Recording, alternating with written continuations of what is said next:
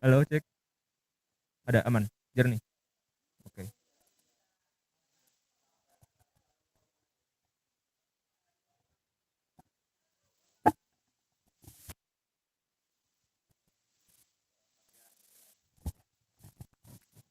Assalamualaikum warahmatullahi wabarakatuh. Assalamualaikum warahmatullahi wabarakatuh. Good morning, ladies and gentlemen.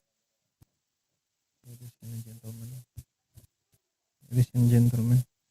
Tapi pun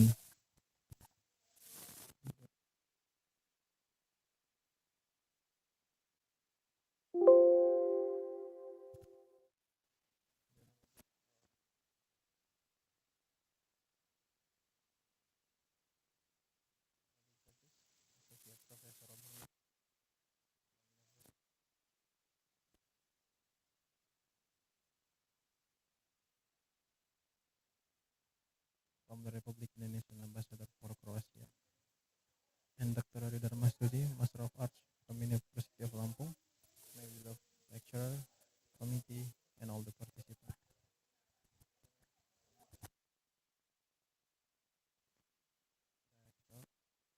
National Cultural Festival.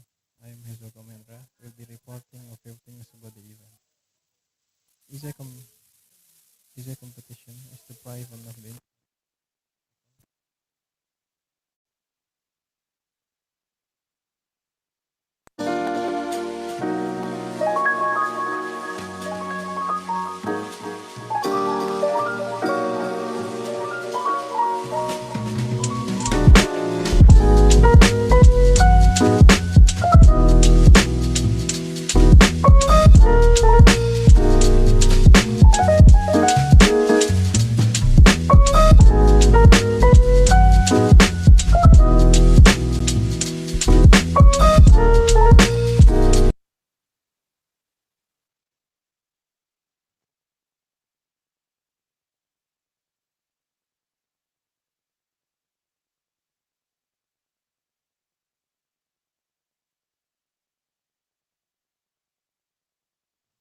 faculty can continue.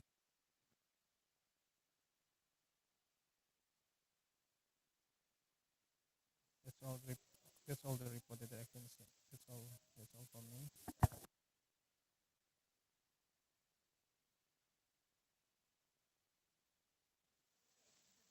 That's all I can say.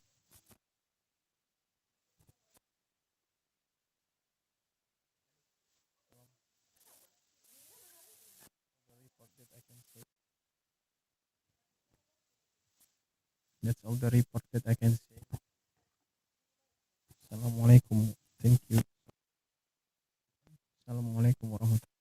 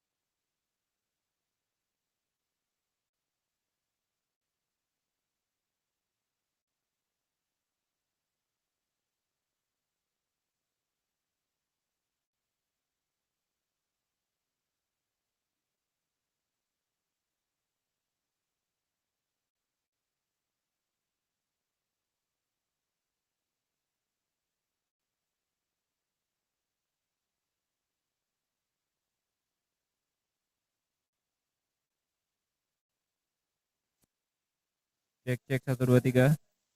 Cek 1 2 3.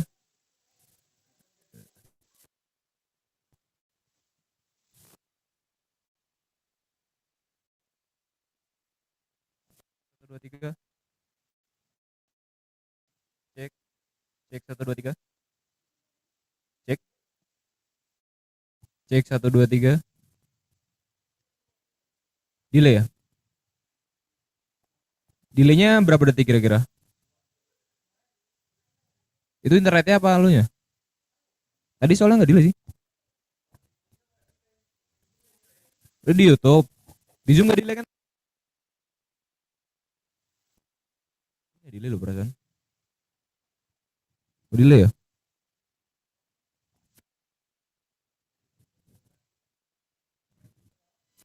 Nggak bisa cabut ya. Gue kalau mau denger dari sini. Halo, cek 1. Pakai pakai apa lu? Oke.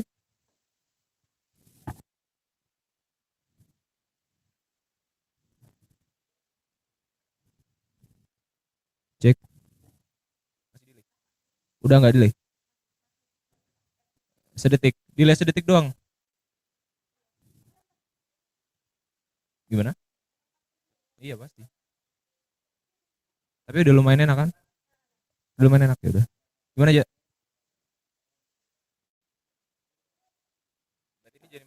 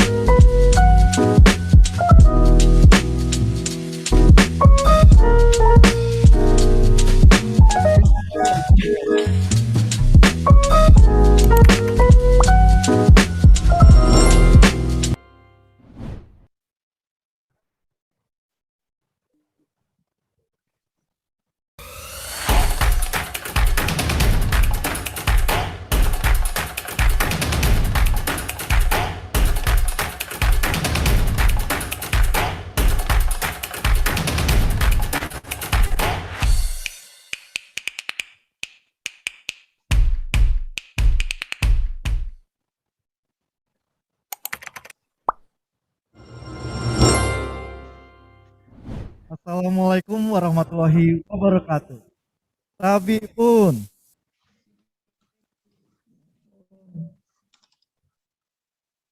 Ladies and gentlemen, I am Irfan Yama Pradipta, will be the master of ceremony for today's event. Welcome.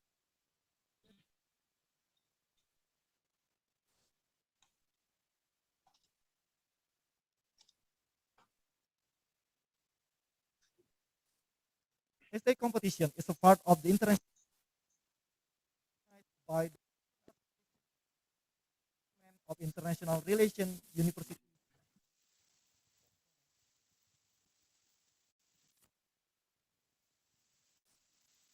Ladies and gentlemen, I am Irfan Yama Pradipta, will be the master of ceremony for today's event.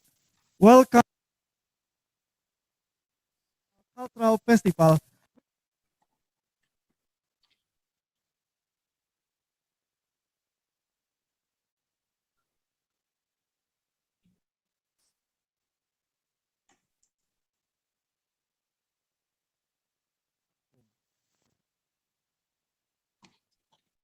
And pandemic era.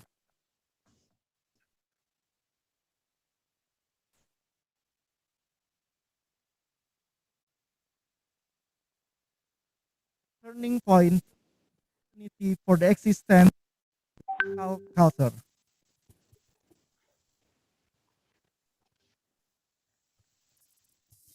First of all,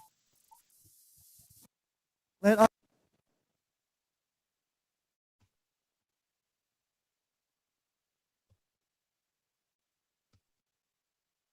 ladies also would like to greet the Honorable Dr.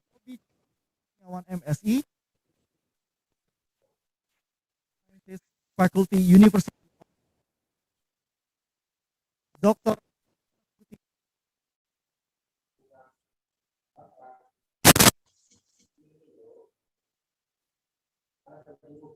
Robert Mikac, PhD,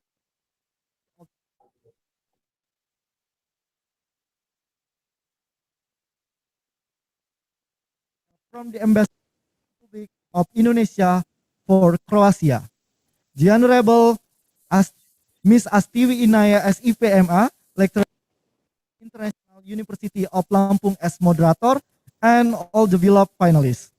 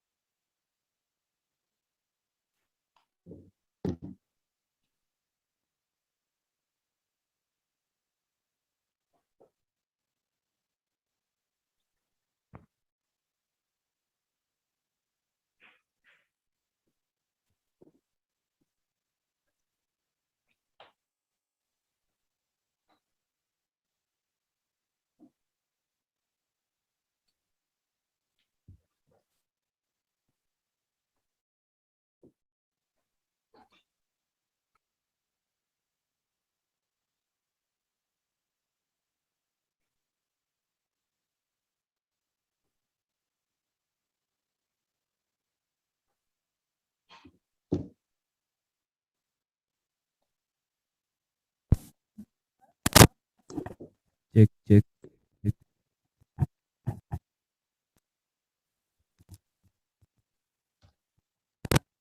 cek cek. Ini udah bisa nih. Tapi kayaknya ininya harus diarahin ya. Kemarin si Tomo ya. Mau kemarin harus diarahin ke sana ya. Ininya.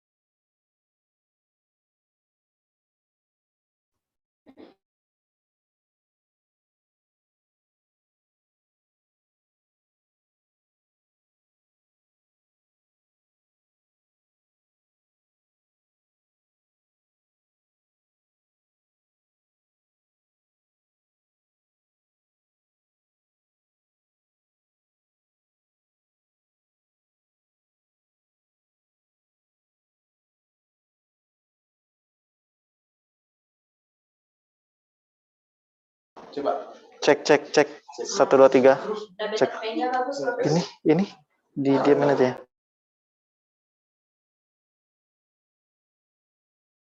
Pengen.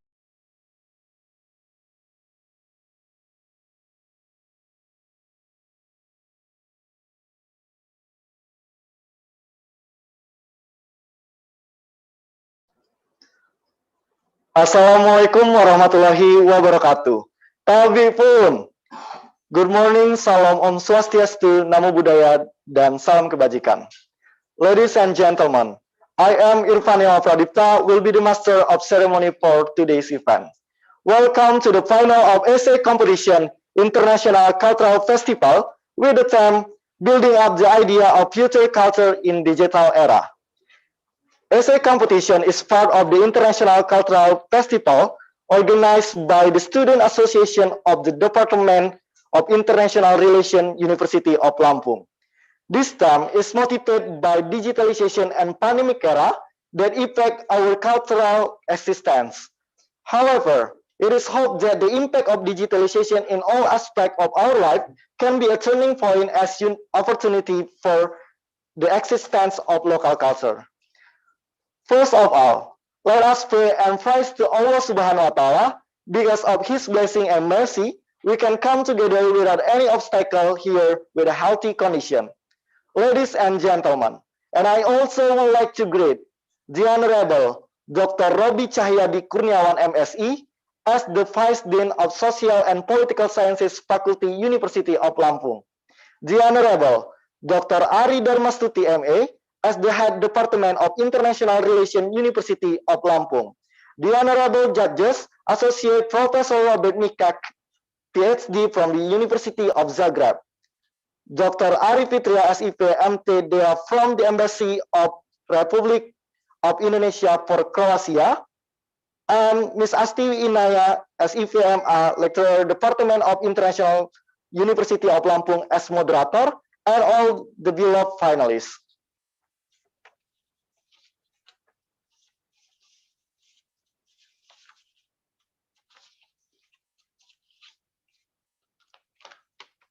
Ladies and gentlemen, on this occasion, let me deliver the structure of the event today.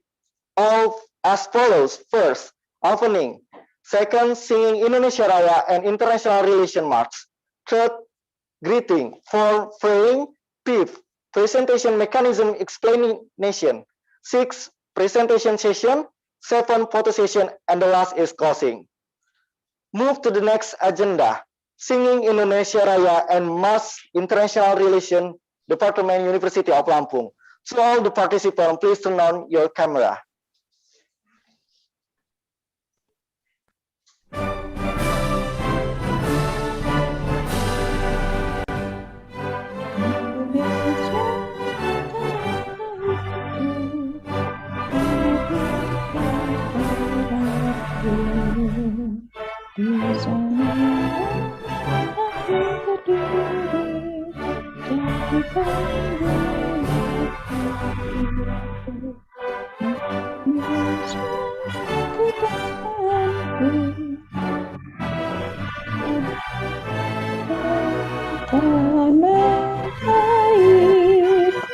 Marilah kita bersatu, bersatu.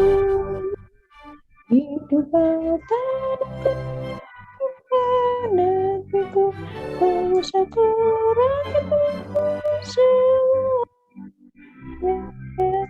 Bangunlah jiwanya, bangunlah badannya,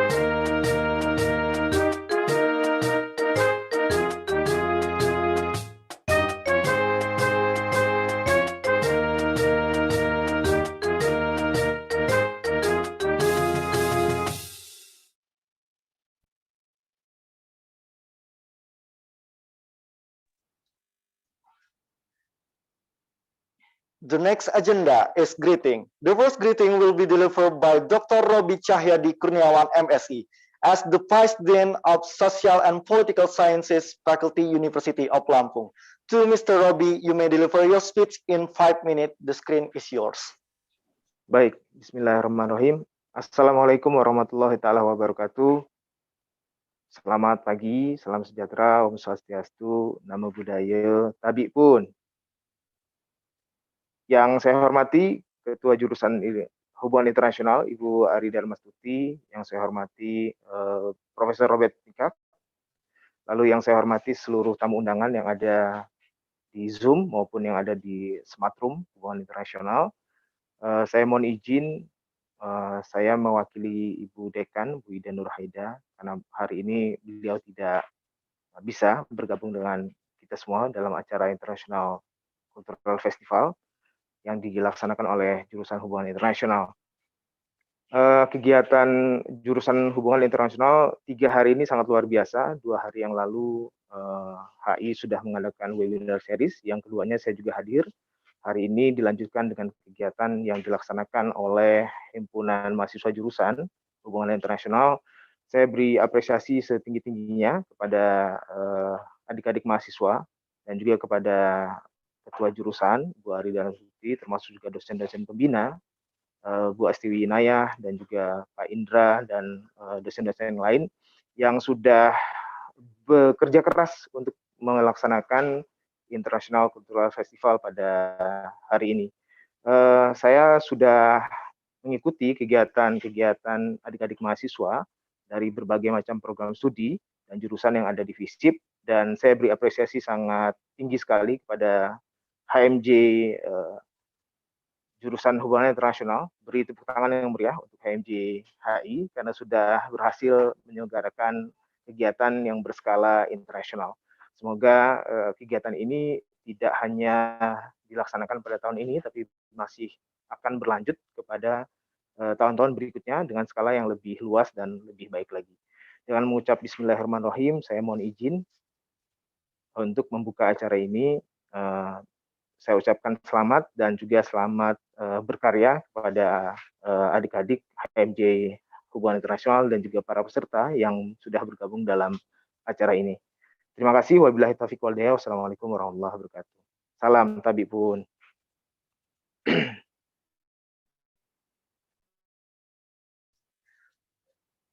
Thank you so much, Mr. Robi. The next greeting will be delivered by Dr. Ari Darmastuti, Master of Art, as the Head Department of International Relations, University of Lampung. To Madam Ari, you may deliver your speech in 5 minutes. The screen is yours. Terima kasih, thank you, Wala. Selamat pagi, good morning, dobro jutro. So I say selamat pagi, good morning in Croatian language.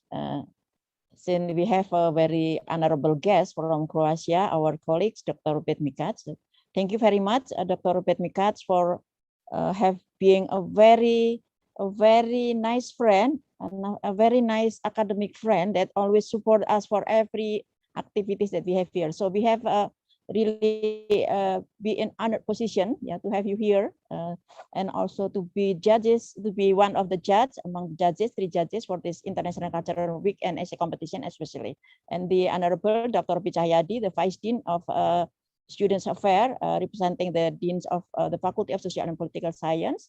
It is a great honor for us to have to be in this great morning. And as I said to Dr. Robert Mikac through the chat room, it is actually the 3rd day that we have quite busy activities in the International Relations Study Program. Previously, we had 2 days of guest lecture series, which brought a lot of distinguished speakers, yeah, from representing, I think, from Asia Pacific UCLG, yeah, and also from other national international speakers. And the 3rd one, this today, it's I think it is a really new one. It came from the challenge of the Vice Dean, Dr. Cahyadi, which months ago told me that our government student body in the International Relations Study Program was challenged to have an international event. So of course, this is a step forward for us, but still we have a lot of weakness for this opportunity because there is none participant from foreign countries. So hopefully next year we will have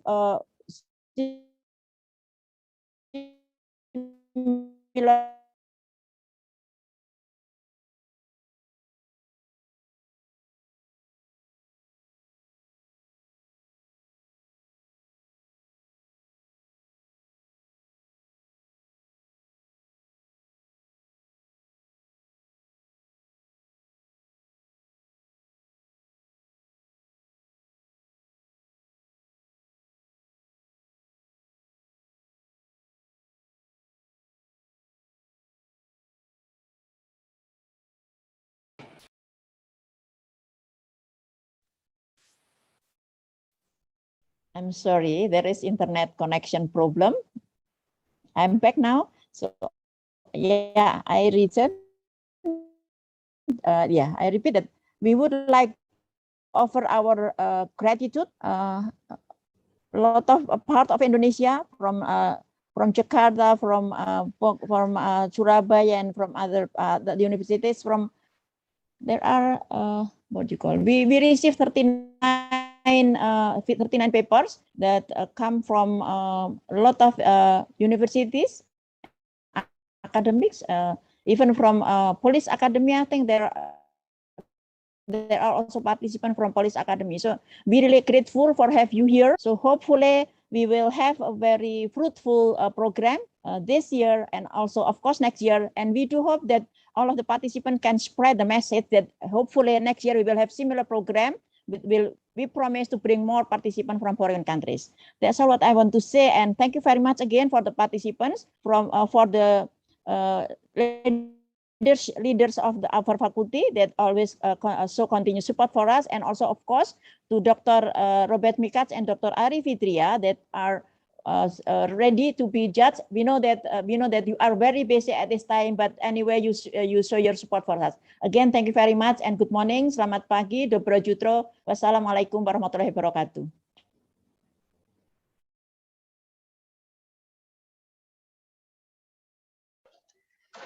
Thank you so much, Madam Ari, for the greeting. The last greeting will be delivered by Heza Oga Mahendra as the event director of the International Cultural Festival, as well as give a report related to the progress of the event. To Heza, you may deliver your speech in 5 minutes. Yours.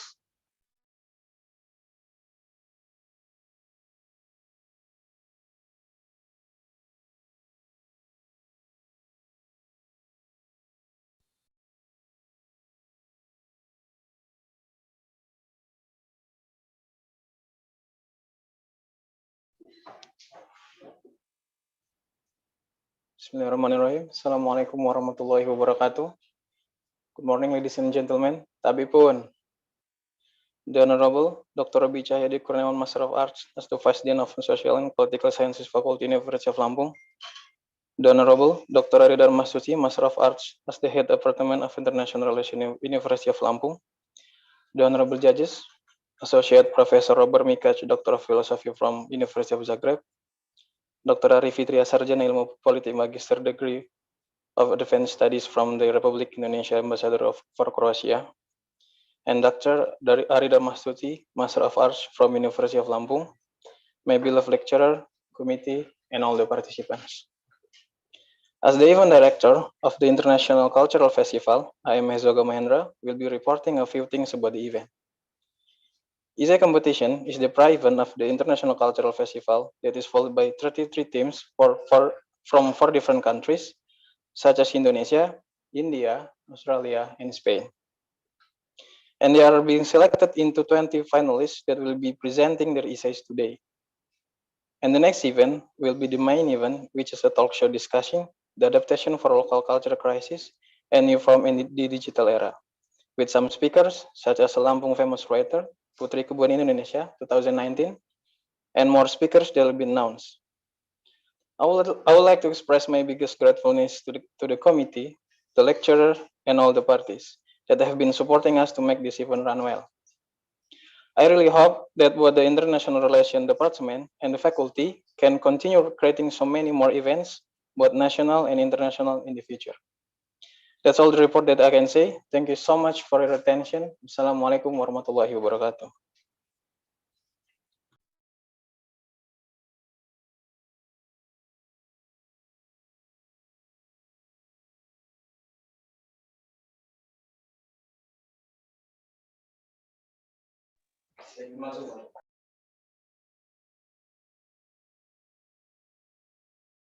Thank you so much.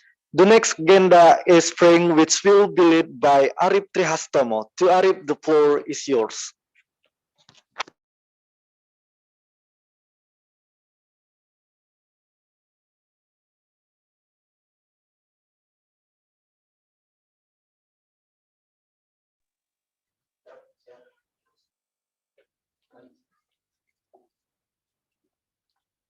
A'udzubillahiminasyaitonirrajim. Bismillahirrahmanirrahim. Assalamualaikum warahmatullahi wabarakatuh. Selamat pagi dan salam sejahtera bagi kita semua. Alhamdulillahirabbil alamin, wassalatu wassalam wa ala wasrofil anbiya wal mursalin wa ala alihi washabin ajmain. Amma ba'du. Ya Allah, ya Tuhan kami, ya Rahman ya Rahim. Engkaulah Tuhan, pemilik segala apa yang ada di langit dan apa yang di bumi, yang maha kuasa atas segala sesuatu. Jiwa dan raga ini hadir menyerahkan kepasrahan diri atau kehendak dan ridho-Mu. Mohon ridhoilah acara kami, International Cultural Festival, yang kami laksanakan ini untuk mengharapkan rahmat dan ridho-Mu, agar kegiatan ini berjalan dengan lancar dan bermanfaat bagi kami yang hadir dan dapat memberikan sumbangsih untuk negeri ini. Ya Allah, Tuhan yang agung, lancarkanlah acara kami ini, berkahilah, penuhilah pertemuan ini dengan kebaikan dan ilmu yang bermanfaat bagi kami yang hadir saat ini. Ya Allah, Tuhan yang Maha Pemurah, bukakanlah pikiran kami, sucikanlah hati dan jiwa kami, agar mudah menerima dan melaksanakan sesuatu yang baik, yang akan dihasilkan dari kegiatan ini.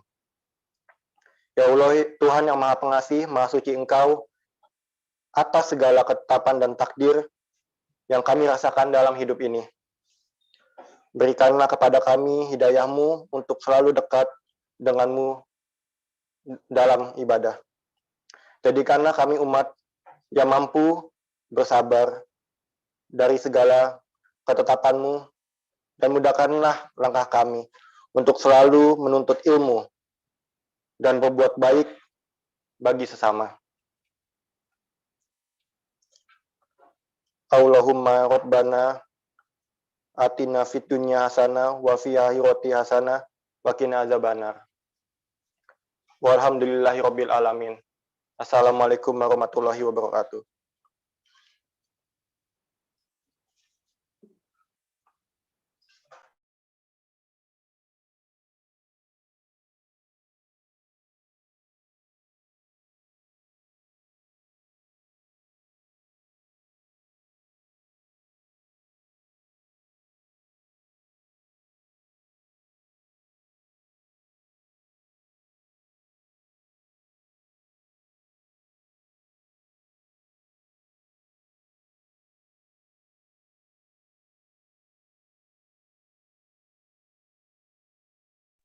Ladies and gentlemen, moving to the main event, there is a presentation which will be hosted by Ms. Astiwi Inaya S.IP M.A.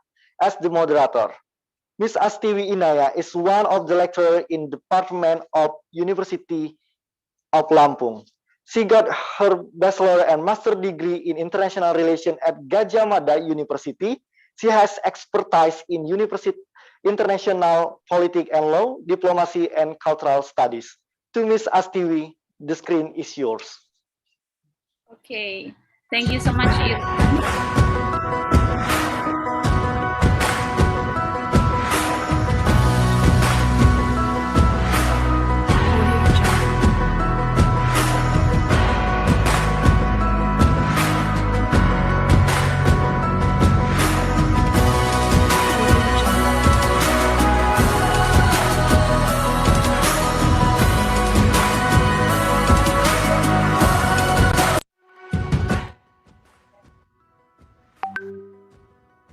Okay, thank you so much for the committee for preparing all of the things that we need to this event.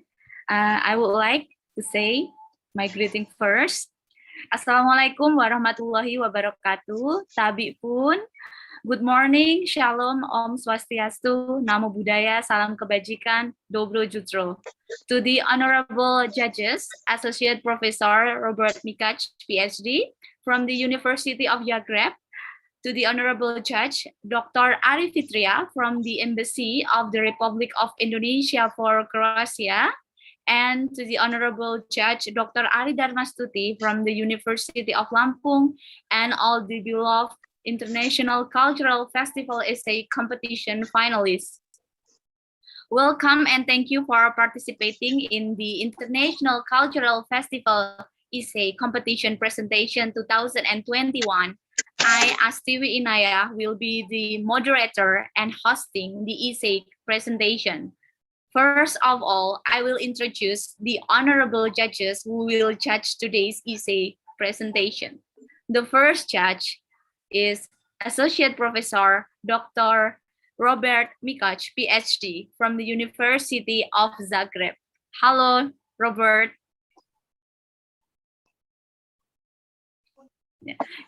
Yeah, it's really nice to see you. After several months ago, we met at the summer school program between the cooperation between Lampung University, Warmadewa University, Zagreb, and Fern University. Okay, Dr. Robert Mikac, PhD, from the University of Zagreb.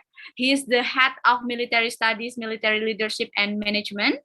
He was a member of the Homeland Security Council of the President of the Republic of Croatia, that with some expertises in international relations studies, such as international and national security, security and strategic management, small arms and light weapons, crisis management and disaster recovery, civil protection, privatization of security, critical infrastructure protection and resilience, and also migration challenges. The second judge is Dr. Ari Darmastuti. She is the head of international relations of Department of International Relations, University of Lampung. Hello, Madam Ari.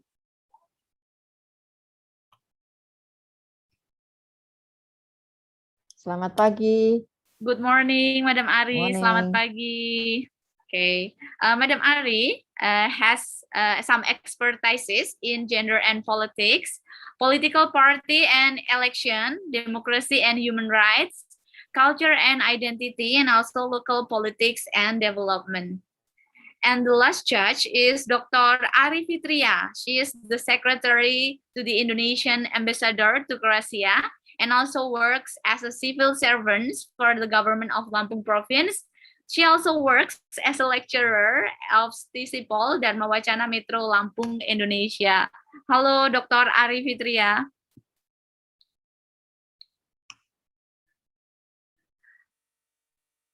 Is she here already? Yes. Yes. Yeah.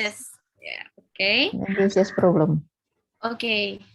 So, ladies and gentlemen, now I will explain about the essay presentation mechanism as follows. The presentation will be delivered in English. The finalists should use the format name with the format order number underscore EC underscore your name underscore your university. So I will speak once again. Order number underscore EC underscore your name underscore university. And the presentation will be presented by one representative. So there's going to be one representative from each group to do the presentation. And the question and answer session will be followed by all the team members. The duration of preparation is 1 minute. The duration for the presentation is 6 minutes. So your representative could speak for 6 minutes to present their presentation. And the duration of the judge to ask the question is just 1 minute. And the duration of the participants to answer the question from the judge is 2 minutes. So the total duration for each team presentation is 10 minutes. There are 3 judges who will judge the entire presentation essay, and for each question and answer session, only 1 judge will ask the question for each team. And if the team representative has problems in the presentation, they can immediately be replaced by the other member. So be prepared, because if there are problems in the presentation, the other members could replace. If all team members are having trouble with the presentation, the committee will provide compensation in the form of additional time, 2 minutes after the obstacle occurs. If the compensation time passes, or if the additional time has passed, the team is declared to have completed the essay presentation. So you have to finish your essay presentation quickly, as soon as possible. Participants are expected to follow the rules that we have provided. So the presentation will be divided into 2 sessions. The first session will be presented by 10 teams, and the next session after 12 p.m. the next session will be continued after the break session with 10 teams. So in total, there are going to be 20 teams for this final essay competition. Okay, let's move forward and let's welcome to the first presentation.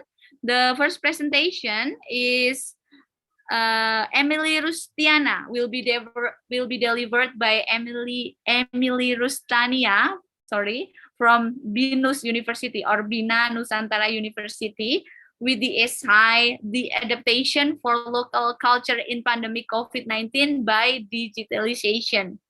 To the first team who gonna present their presentation is here. Yes, good morning. Yes, okay, so Emily Rustania, are you ready to present your paper? Yes, I'm ready. Okay, so you are gonna have 6 minutes to present your paper. To the first team, please present your essay or your paper. The time is yours.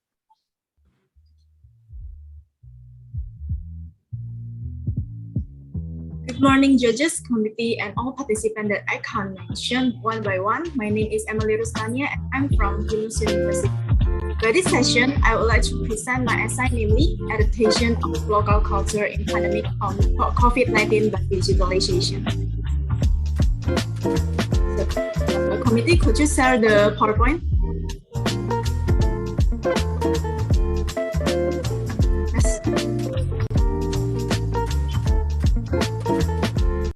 Local culture as an identity of a nation is already on the verge of being critical due to the COVID-19 pandemic.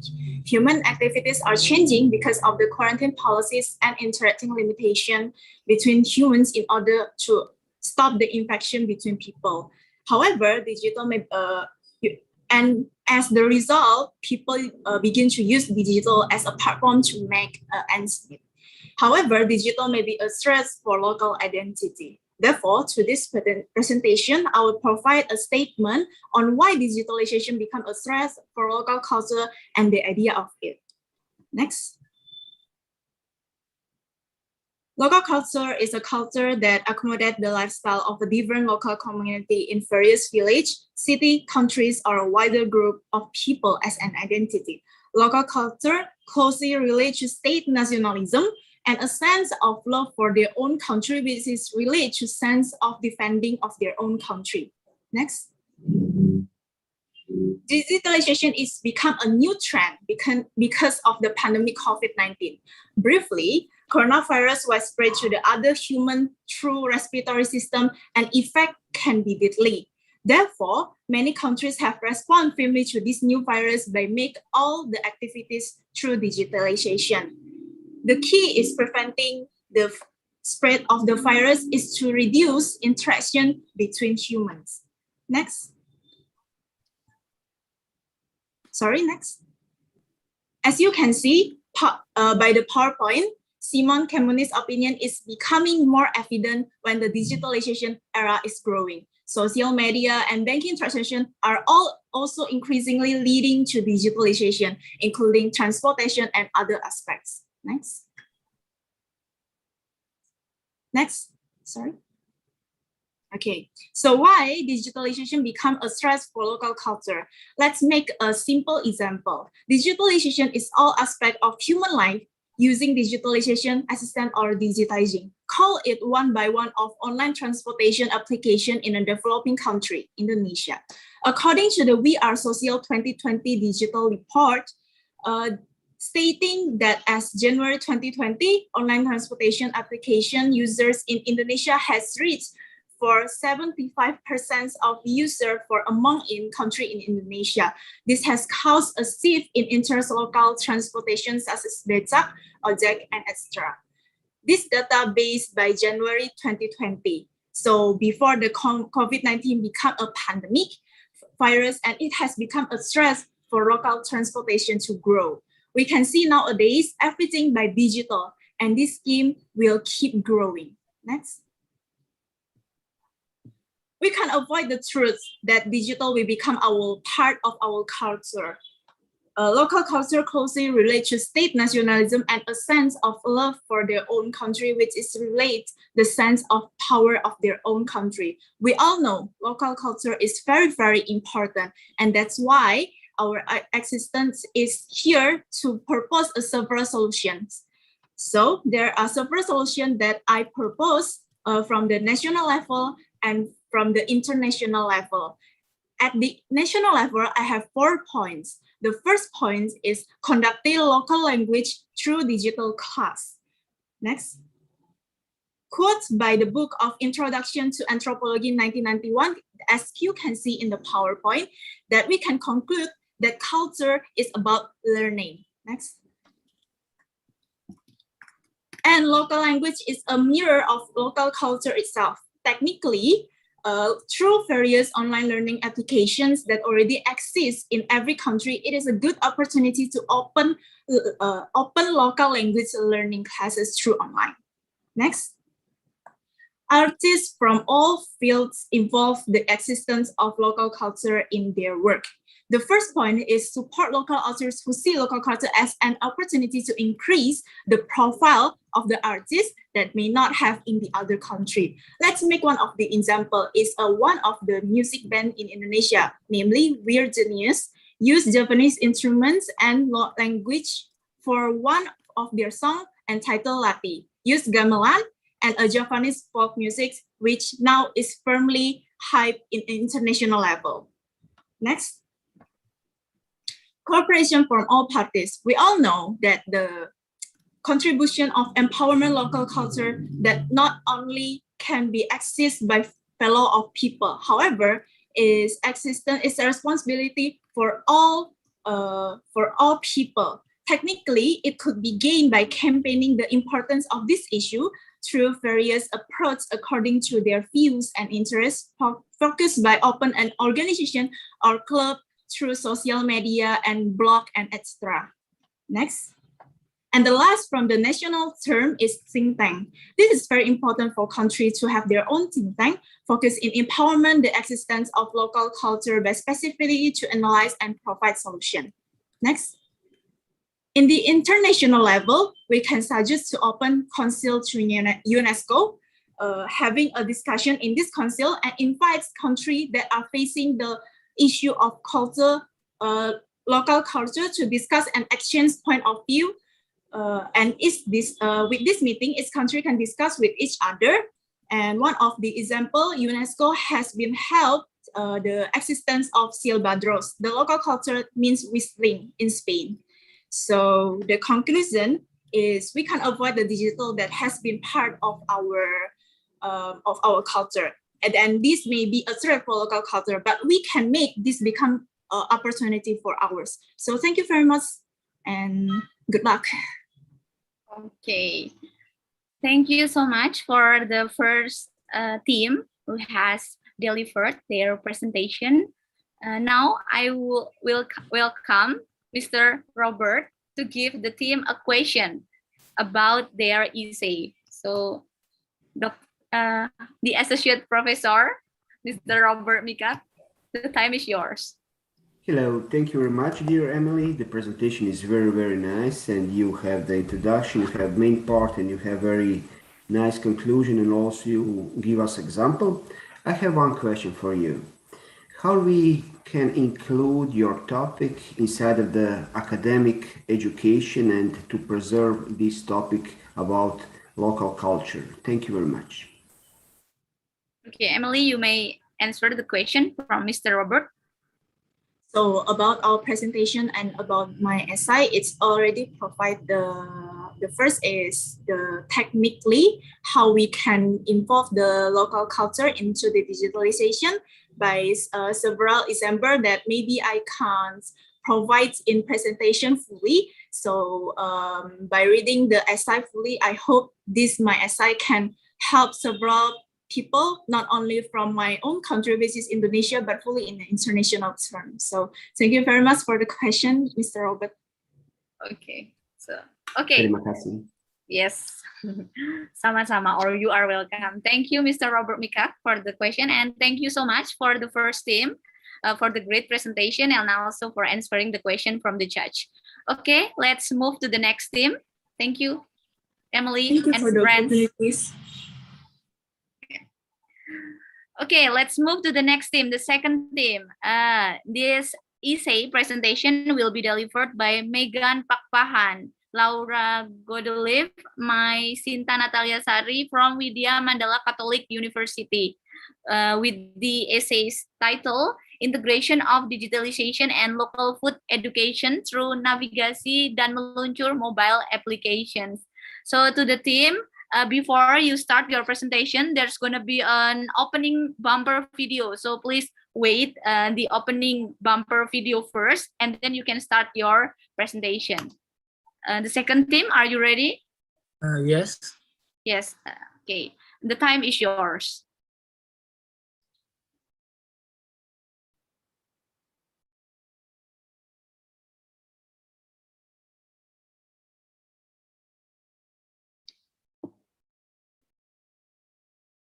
Good morning, judges, fellow participants, and the audience. My name is Megan Pakpahan, and I'm going to present our essay titled Integration of Digitalization and Local Food Education through Navigasi dan Meluncur Mobile Application.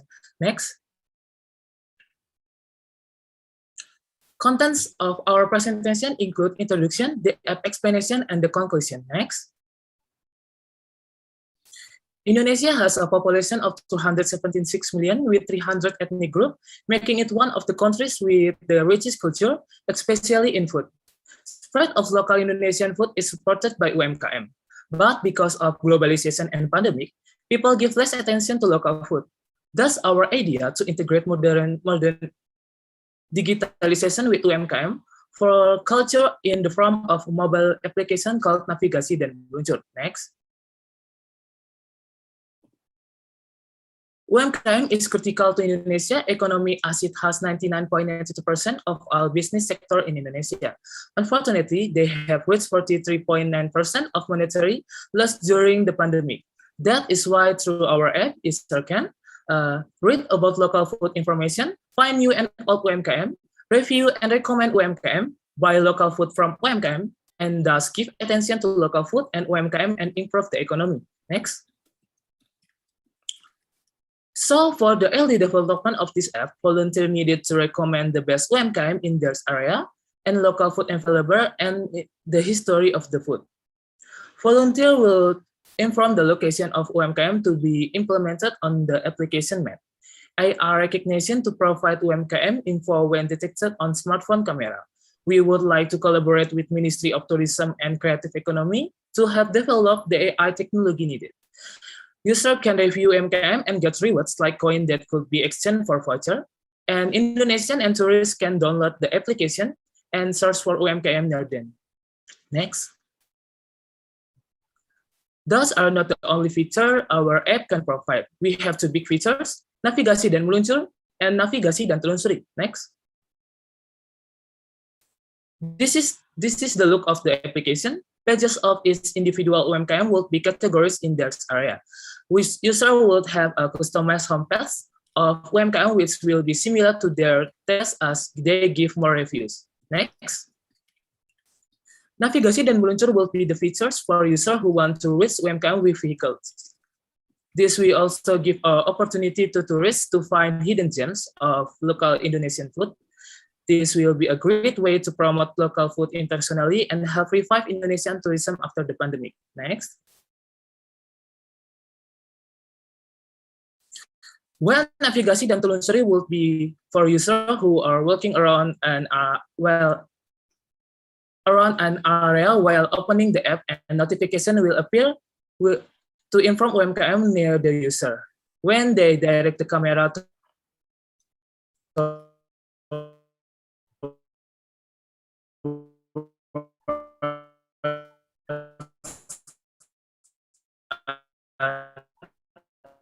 UMKM, AI technology. Next. The app can be downloaded at available stores such as the Google Play Store or the Apple App Store. We would also like to collaborate with Grab and Gojek to make the ordering feature possible. Our app will automatically connect with this app for ordering and promotion. Next. We intend to promote navigasi dan peluncur through social media because 60% of smartphone users already use them, thus higher success in marketing.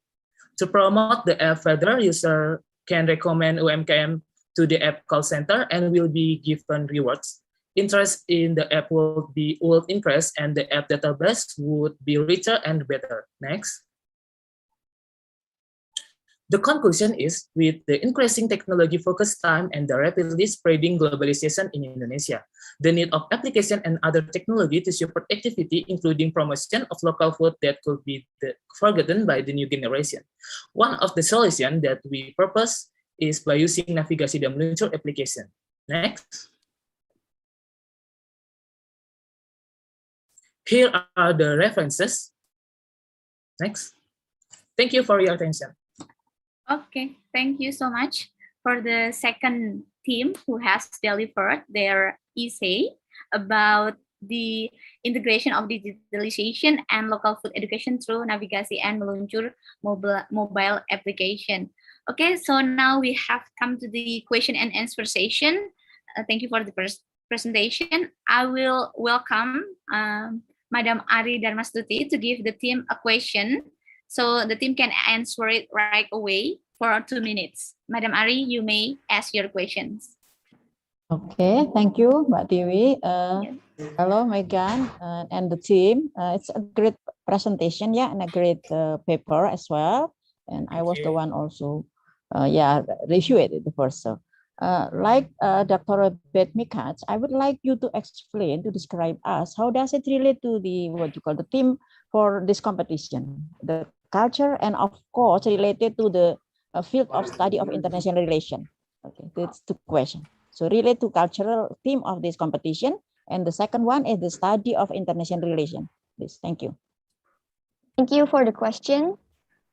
So for the relation between our presentation, which explains about the food culture in Indonesia, of course, Indonesia being one of the most diverse countries in terms of culture. Of course, one of the most important aspects of culture in Indonesia is, of course, the food.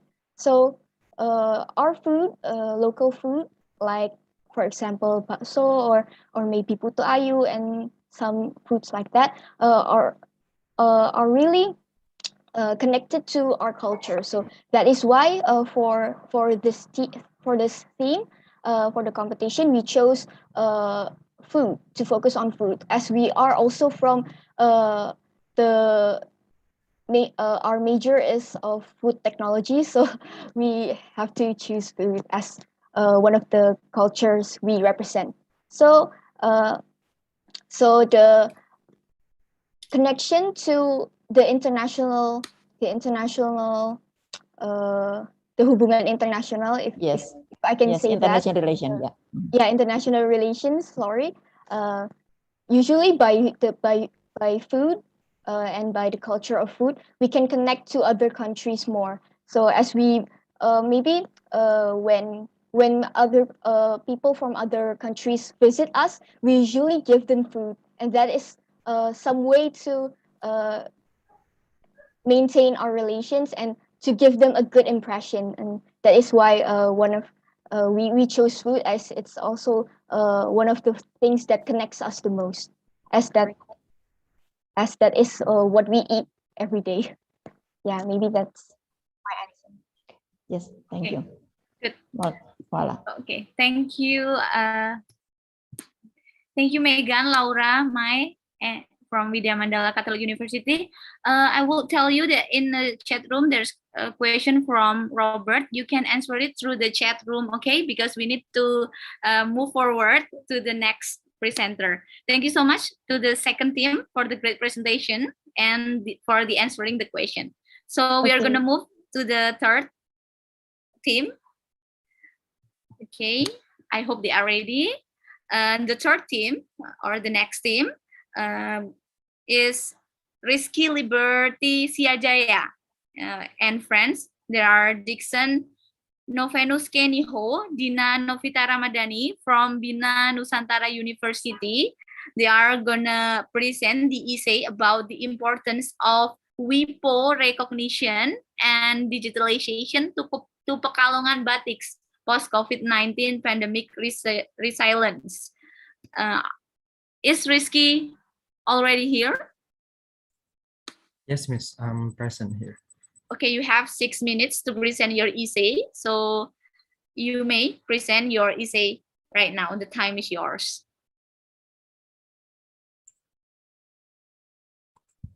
Good morning, ladies and gentlemen, honorable judges, committee members, and fellow participants. We are from Binus University. My name is Rizky Liberty Siajaya, and alongside my teammates, Dixon and Dina, I'm going to give a presentation about our essay with the topic of importance of WIPO recognition and digitalization to Pekalongan Batik's post-COVID-19 pandemic resilience. Next slide, please. Here is how we lay out our arguments. Using the study case of Batik Pekalongan, we argue that the digitalization and international recognition through WIPO will contribute to recovery and long-term resilience.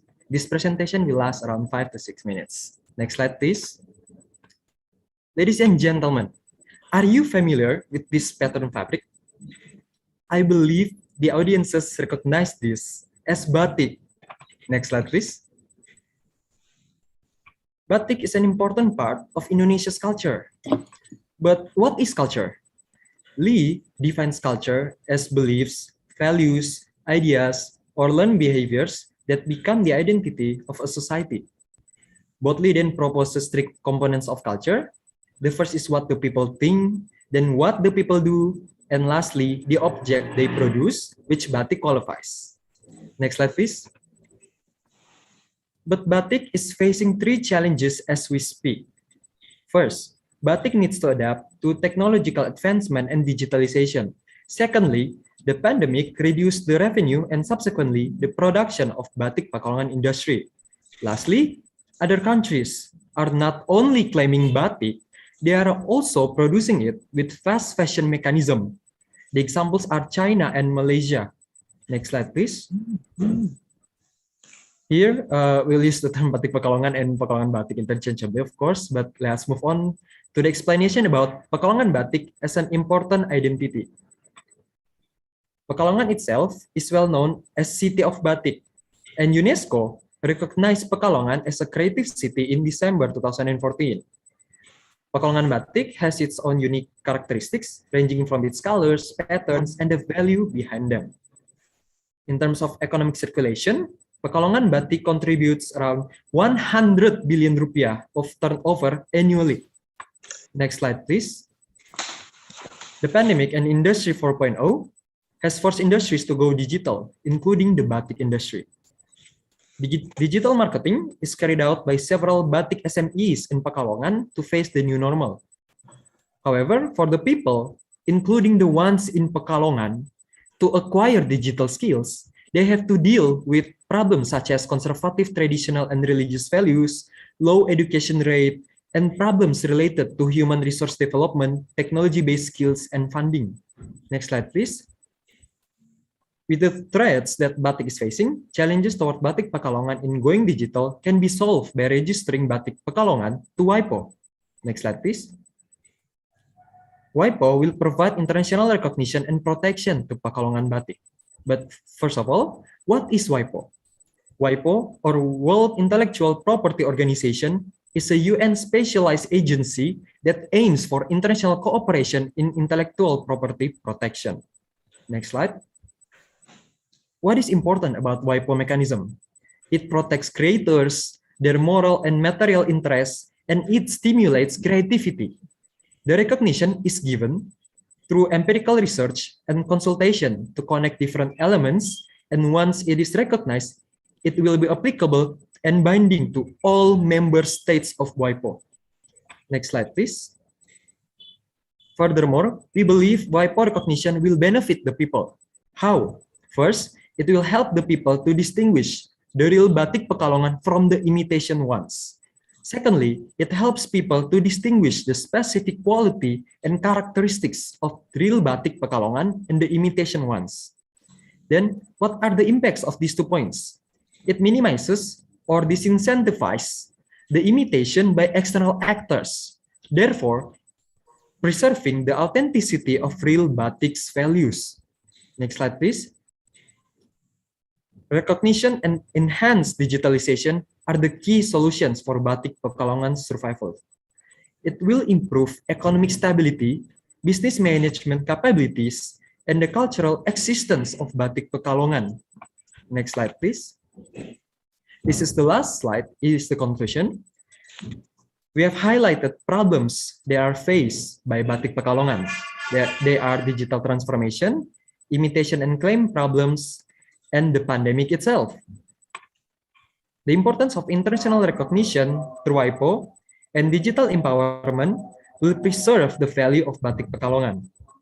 Therefore, we believe that our team's recommendation of having batik Pekalongan internationally recognized and digitally empowered is a good recommendation for policymakers to take action.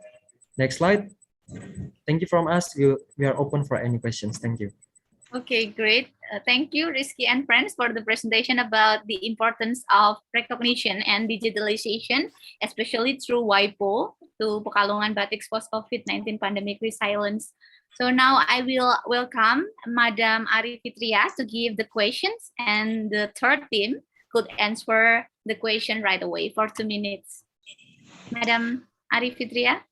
Yeah, hello. Sorry, I don't use my video because I have problem with electricity, so I have to economize my battery. Okay, that's okay. Okay, so thank you very much for the presentation, and it's a good article. I have one question for you. You know that's which day that's Indonesia celebrate Batik Day, and what is the relation this Batik Day with the WPO? Thank you. Thank you, Miss, for the question. I will answer first, and if my teammates would like to add, then they can add later. In Batik Day, we appreciate the batik, the Indonesia's culture, of course, and just like what we have mentioned, other countries use fast fashion mechanism to produce batik. And what is the difference between real batik and the imitation one? Real batik is produced through traditional means, such as using chanting or using stamps, etc. And what about the fast fashion mechanism one? It is only produced in a large scale without putting importance on the real value behind those patterns, behind those colors. The people that produce batik traditionally put their hearts, their minds, their efforts into making even one single sheet of fabric of batik. And if we don't protect this intellectual property that is batik Pekalongan, and of course other batik through WIPO that covers a lot of countries, and 193 to be exact, then people can easily buy the imitation ones. People can just buy it because it is more cheap. And what is the harm factor of buying the imitation one? First, it will of course reduce the revenue of real batik producers, the authentic batik producers in Indonesia. And secondly, it will disincentivize people to understand why is this batik so precious to Indonesia. It will reduce the value, the cultural value of batik. Is there any other of my teammates that would like to add anything? Please. Okay, maybe I would like to add more. As Rizky already said previously, that it will have a really connected batik Pekalongan and the day of batik celebrations. I think that is one of effort for Indonesia to increase the this is our brand. We have to like pride. We have to appreciate with this, and we as a young generation we have to appreciate, and of course we as like something like a role model for Indonesia to show off batik in international recognitions. I think. Thank you so much. Okay, good. Thank you, Rizky and friends, for the answer. Okay, thank you so much to the third team for the interesting and great presentation about batik, and also for answering the question from the judge. Let's move forward to the fourth team for the next team. The essay presentation will be delivered by Aflah Ari Herindrawan, Natania Nastiti, and also Juan Satya Wijaya Seno from Gajah Mada University. Oh my God, this is from my home university when I was taking my undergraduate and my graduate school. Okay, it's nice to meet you. They will deliver the essay about the effect of going viral trend to change people's narratives in understanding social issues in the dawn of digitalization era. Okay, Aflah, are you ready to present your essay? Yes, I'm ready. Okay, to Aflah's team, the fourth team, the time is yours. Good morning, honorable judges and fellow participants. First and foremost, we would like to thank the judges and also the committee for giving us an opportunity to present our essay in this final stage of International Cultural Festival 2021. In this occasion, we would like to present the essay that our team had prepared with title The Effect of Going Viral Trend to Change People's Narrative and Understanding Social Issues in the Dawn of Digitalization Era. In this essay, we are mainly focusing our discussion on one of the phenomena that caused by digitalization that may change our life. This phenomenon is called going viral trend. Next. Before we talk further about this going viral trend, I would like to explain to all of you about digitalization first, that serves as a catalyst in the emergence of this trend. Digitalization is the conversion of text, picture, or sound into digital form that can be processed by a computer. In this era, digitalization has finally come into our life. This phenomenon also evolved the new communication technologies, which also exposed the role of social media and sketched some global trend within the field of new media. Next. In Indonesia itself, there's an increase in the number of internet users in the middle of the pandemic.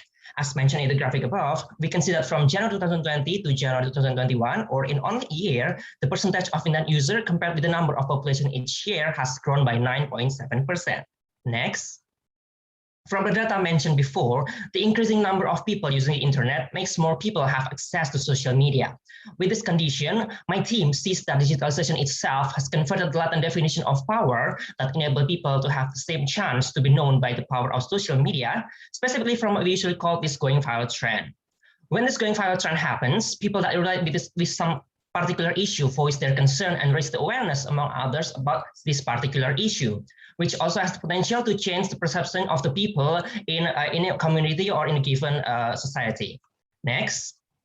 Focusing on the issue of the going viral trend, which to some extent has been impacting Indonesian views on an issue, we would like to use the cognitive dissonance phenomenon, where the popular public opinion that emerged from the going viral trend in social media can play a significant role in influencing the decision-making process of an individual in choosing which belief or which view to uphold as to solve this cognitive dissonance phenomenon. In the chart below, a sequence of cognitive dissonant concepts that will be based on long-passenger thoughts is divided into 3 steps. Those categories are dissonance, discomfort, and change in cognitive or belief. Next. The first step, which will be dissonance, it is a broad array of information which are being disseminated by social media and can result in information quarrel in social media user mind, which may then trigger a cognitive dissonance situation. Next is the second step is discomfort. It is a condition in which certain individual is feeling uncomfortable when faced with contrasting belief in social media and or inconsistency between their own behavior and beliefs. And the last step is change in belief or cognitive. It is to be able to regain that comfort or to be able to defeat their discomfort. Individual with cognitive dissonance should rule out an inconsistency that makes them uncomfortable, most likely through a change in cognitive or belief. Next.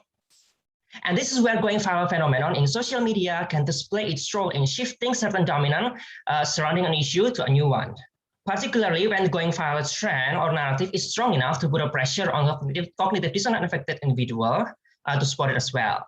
Next. In this slide, we will explain how Indonesian understanding of one of the most hardest issue shift, or it is a sexual harassment issue, because of this going viral trend, which then triggering the cognitive dissonance in Indonesian people mind. Before digitalization or going viral trend came, Indonesian people rarely talks about sexual harassment because it's considered as a taboo.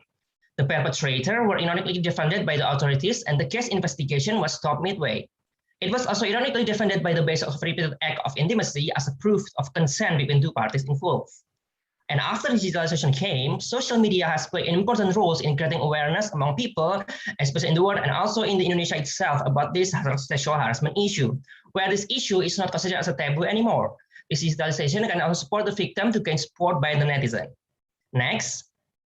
In this section, we would like to bring up 2 cases on how the Indonesian view on sexual harassment shift because of this digitalization. The first case is ex-singer sexual violence perpetrator Rosing released from jail. Rejection of singer called SJ comeback plan into Indonesian entertainment industry by the majority of Indonesian netizens in social media such as Twitter after the news of his comeback and his immediate embracement by some Indonesian people gone viral. The second is Indonesian National Broadcasting Commission or KPI employee sexual harassment in office. There's a widespread support that has been given by the majority of Indonesian netizens for the victim of KPI sexual harassment after his testimony about traumatic experience gone viral in social media such as Twitter, Facebook, or Instagram. In the past, it was victim silencing and victim blaming narrative that was predominant in the discourse around sexual harassment cases in Indonesia. Victims of sexual assault are being discriminated even by the law that is supposed to be protecting them. The victim are also blamed to be the cause of the incident in the sense of accusing the victim of seducing the perpetrator. Next.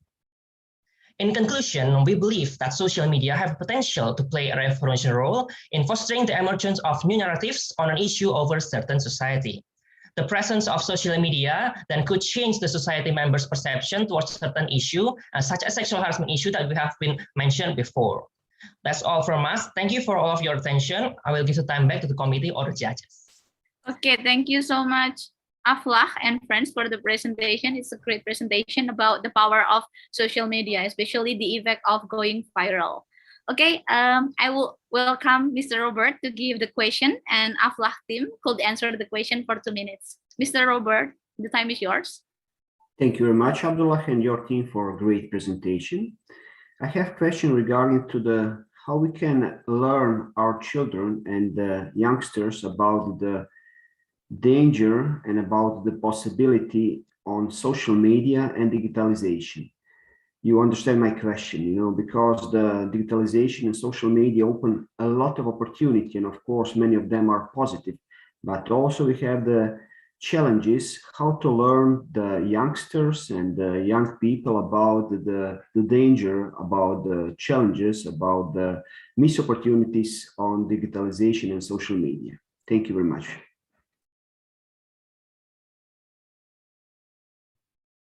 Okay, you may answer the question.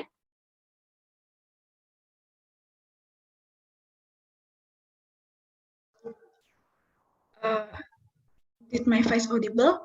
So okay, I will answer the question. So maybe we as a parent or as a sister, we can just help the children to access good content on social media, which we know that there is a lot of technology technology that also has the range of age, like YouTube Kids and so on, and we can just assist the children to use that platform instead of use the platform that is not fit to their age. Maybe my friend can just add the answer.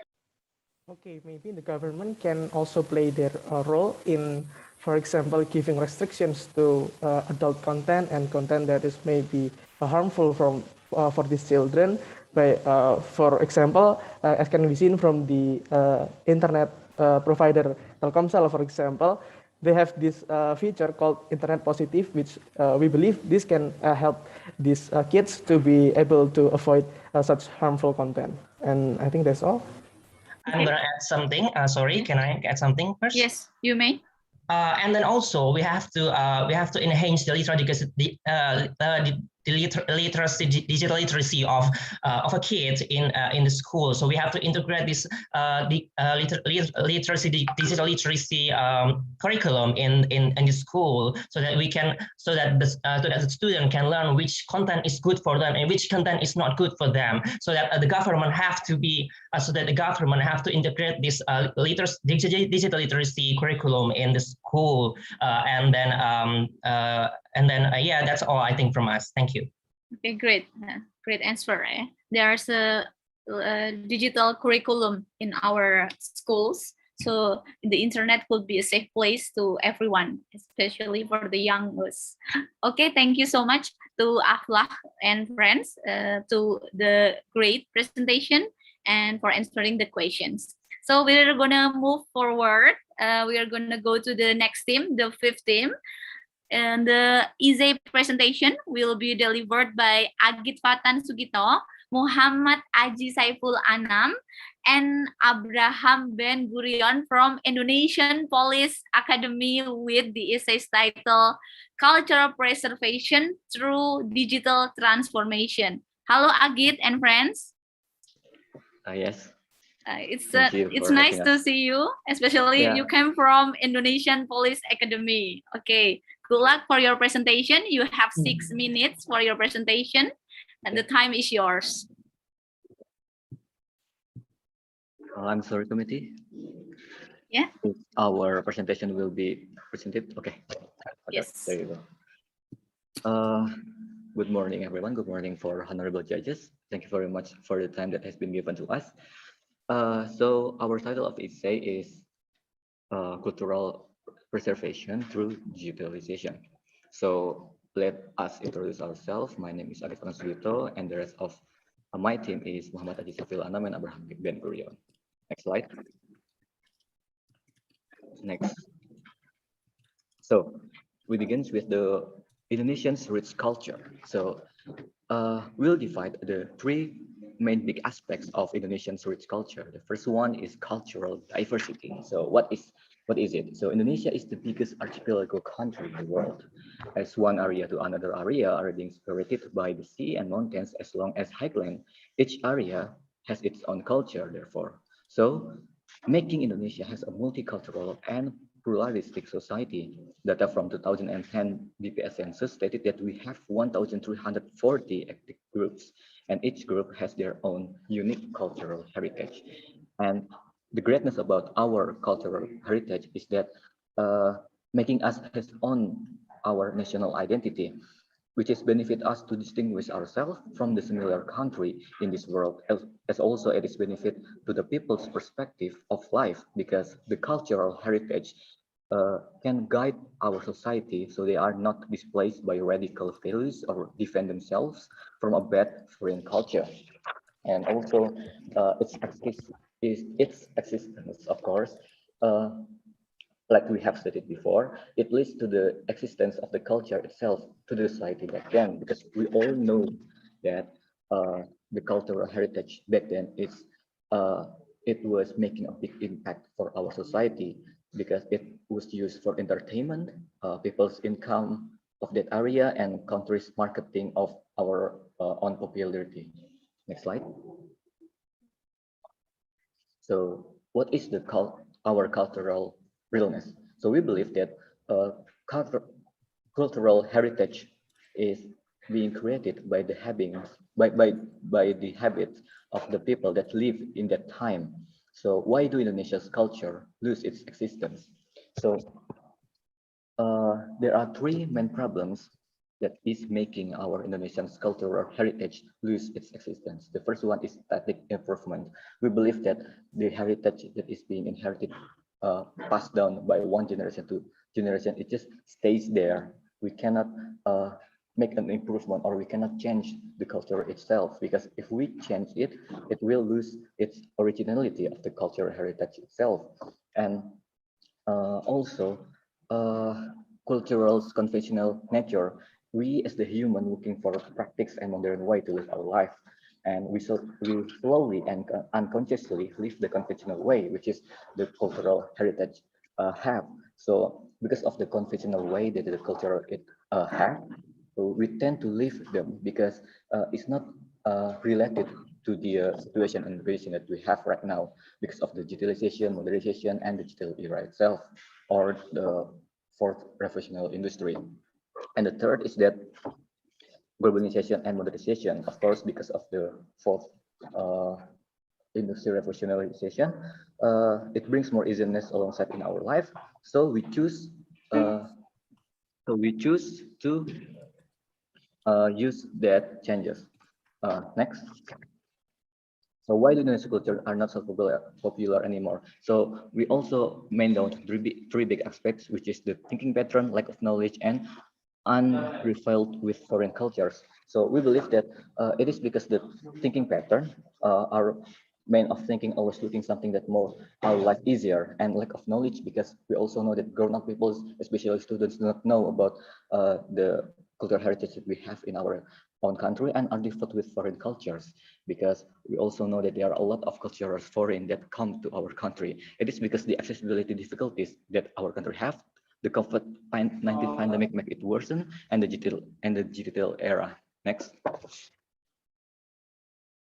So we have the choices to act or out to keep our cultural heritage being exist. The first one, if we say yes, our cultural heritage can be learned, can be preserved, and can be enjoyed. If we say no, the cultural heritage will be stagnant, lose its existence, and cannot be enjoyed. Next. So how do we keep cultural excellency in digital era? Next.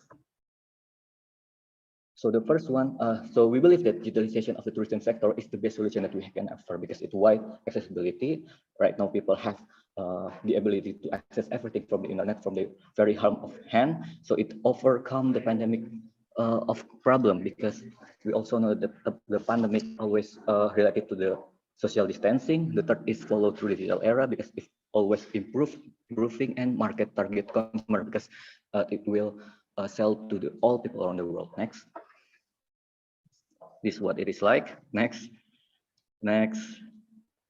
Okay, so how it is implemented in Indonesia.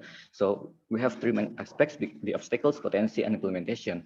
The obstacles, of course, about human resources and technology inequality; potency about government and private sector; and implementation by local community collaboration. Next. So what program stages? Can I still present our presentation? Okay, I guess the time is up. I'm sorry. Okay, thank you. Okay, I'm sorry to cut your presentation off because the time is up. Okay, thank you for the presentation, Agit and teams. I would like to welcome Madam Ari to give the question to the team, and the team can answer the question for 2 minutes. Madam Ari, you may ask the question. Okay, thank you very much, Mbak Tiwi. Agit and friends, you present a very interesting point of view. However, I see there is actually, if we use the term culture, it means it's a very broad term. Yeah? But it seems that what you mean in your presentation, culture more related to ethnic diversity in Indonesia. But as your previous friends mentioned us, there are also culture related to food, culture related to sport, and every aspect of life. So how do you limit the transformation of digitalization in terms of this kind of diversity and culture? Thank you. Thank you very much for the question, honorable judges. So we may answer it with the easiness of the technology that offer us right now, because we have such application like Gojek and everything such as like that. So social distancing can be working out as well as this idea is being implemented. If the consumer wants to get served with clothes, fabrics, handcrafted arts, or even everything that is made from the cultural heritage itself, it can be being limited by the it can be served by the easiness that this digitalization era has offered, like the Gojek, a lot of logistics, a lot of logistics thing that has offered in this area. So it's not a big problem, because we as the people also know how to deliver one thing or one such as a service to other people. So that may be my answer. Thank you. Okay, Madam Arie, is that enough, or do you have further question? Is it possible, because the time is up? I think I only have 1 minute. Okay, to that's okay. To ask. Okay, Yes. okay. Agit and friend, do you still want to give the answer more, or is it enough? Okay, guess it's enough. Okay, thank you so much, Agit and friends, for the presentation about culture preservation through digital transformation. And thank you, Madam Arie, for the question. Okay, we're gonna move forward to the 6th theme. We are moving to the next theme. The essay presentation will be delivered by Laras Sucining Tias, Muhammad Bagus Fikril Alan from State University of Surabaya atau Universitas Negeri Surabaya, with the essay presentation about promotion Indonesian traditional clothing through some inspiring ways. Oh, this is so interesting. How to promote Indonesia's traditional clothing through inspiring ways. So, to Lara's team, are you ready to present your essay? Yes, ready. Okay, the time is yours. You have 6 minutes. Okay. Assalamualaikum warahmatullahi wabarakatuh. Good morning, ladies and gentlemen. First, I would like to introduce my team, me as a representative Lara Sucining Tias and my partner with Muhammad Bagus Fikril Alan. We from State University of Surabaya. Here I would like to present my essay entitled Promoting Indonesia Traditional Clothing Through Some Inspiring Ways. Next. Essay content is introduction, body, and conclusion. And then introduction, next slide. What is traditional clothes? Traditional clothes is a folk costume, also regional costume, national garment, or traditional regalia. Expresses an identity through costume, which is usually associated with a geographic area or a period of time in history. Example, look at that, the picture 1 from Bali, and then picture 2 from Lampung, and then picture 3 from Sumatra, and the last picture from Java. Next. Why we should be proud of Indonesia traditional clothes? Traditional clothes. In some area, traditional clothes usually has a unique characteristic that has various patterns and colors according to region. Public figure in Indonesia, such as influencer, celebrity, state official, and athlete, proudly wearing traditional clothes at particular event, even when they have occasion abroad. The next slide. Why we should promote Indonesia traditional clothes?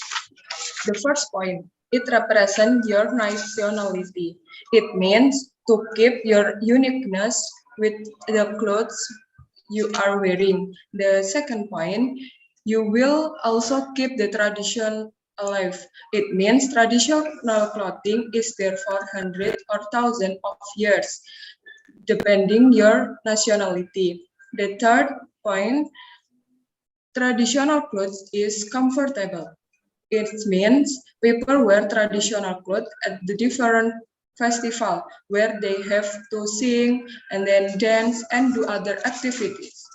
And then the last point, you will become recognizable. It means people will definitely to recognize your clothing combination. The next slide. Body. Okay, next slide. How did Indonesian promote tradition? How did Indonesian people to promote Indonesia traditional clothes?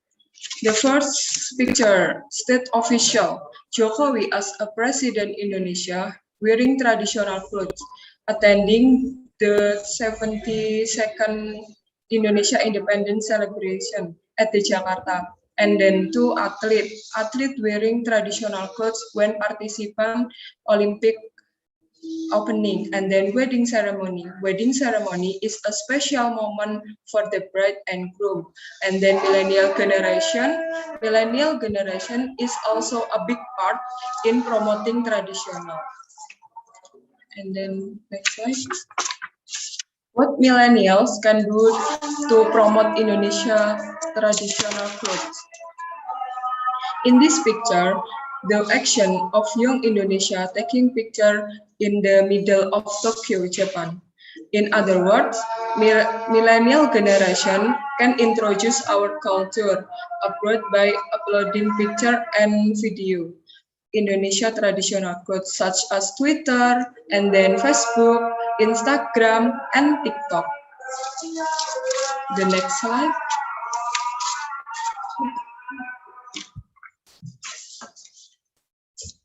Conclusion. The conclusion for this essay, traditional clothing has been discussed a lot of recently, starting from state official until the Indonesia continent at the Olympic wearing traditional clothes. As the next millennial generation, we must show and introduce the original identity of Indonesia. The effort of millennial can do in the digital area are to use digital to introduce traditional Indonesia clothing, photo, upload on social media such as Facebook, Instagram, and Twitter, uploading interesting video on TikTok and YouTube. Thank you. You're listening for my presentation. Stay healthy and stay at home. God bless you. Wassalamualaikum warahmatullahi wabarakatuh. Waalaikumsalam warahmatullahi wabarakatuh. Thank you so much, Laras and team, for the presentation and also the good and positive message to stay at home and stay healthy. Something that we really need right now, especially in the pandemic situation. Okay, Laras, thank you for the presentation. Now I will welcome Madam Ari Fitria. Hello, Madam Ari Fitria. Hello, thank you, Laras, for the presentation. It's very nice. I have one question for you. You know, in this pandemic, it's not easy for organize some festival and use our traditional clothes. So, what is your idea for promote our traditional costume in this pandemic era? Thank you. Okay. You may answer the question, Laras.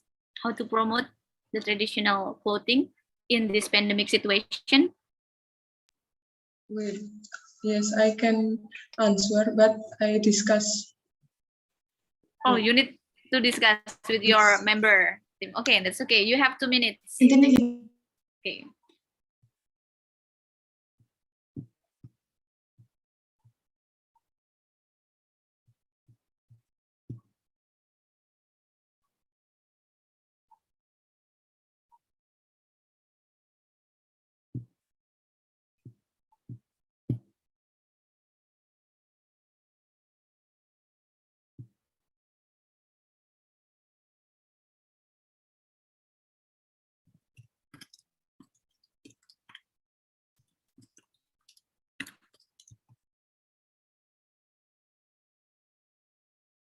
Okay, Laras, are you ready for the answer? Because we just have 2 minutes. Yes, I answer. The answer is, I think, use social media platform maximum because pandemic COVID. So the answer is using social media. Using social media maximum Oh, make yeah. social media. To maximize the using of social media. Okay, is that enough, or do you still want to give your answer? Yes, enough. Okay, I guess it's enough too. Thank you, Madam Ari Fitria, to give the question, and thank you so much to Laras and team for the interesting Thank and you, great Madam. presentation. Yes, you are welcome. Okay, next, let's move forward to the next team, the seventh team. We are moving to the next team who will deliver the essay. The member are Ivanka Angelina Deyanita Prasada, Iwayan Arya Mahendra from Ganesha Education University. They will deliver the essay about dissemination of knowledge about risky sexual behavior that based on wargas or waria gabungan Singaraja. So waria is transgender, right? Yes, transgender. So the community at Singaraja to minimize the potential of transmission disease on the COVID-19 pandemic era. Okay, Ivanka, Angelina, and team, are you ready to present your essay? Okay, Yes, you have we're 6 ready. minutes to present your essay. The time is yours. Okay, good morning, honorable judges, the committee of this competition, and all distinguished audiences. I will be the representative of my team to present our essay titled Dissemination of Knowledge About Risky Sexual Behavior that based on Wargas Waria Gabungan Singaraja community at Singaraja to minimize the potential of transmission disease in COVID-19 pandemic era. Without any further ado, I will start the presentation. Next slide. First is the introduction. In this section, I will try to explain why we choose to bring this problem. As we know, the identity crisis that includes sexuality deviation topic currently is hot issue that interesting to discuss because we can still find a way out of the problems that related to the crisis of cultural identity about sexuality from past until now. A cultural crisis itself is a situation in which the culture is unable to find a way out of the problems that surround it. The cultural crisis that occurs in society is generally caused by three aspects: the concept of identity, culture, politics, and global capitalism. Next slide. Frequently, LGBT, especially female, is a word that has made people stay away, especially in the cultural environment in Indonesia, where things that touch on LGBT are considered negative and tend to be rejected. The stereotype about female by society raises various questions like, are female a cultural crisis? There are several reasons that make female a cultural crisis in Indonesia. First, noble cultural values, norm, and religion are basically very contrary to female activities. Second, for the second is the human basically have a nature that is broke from birth, both woman.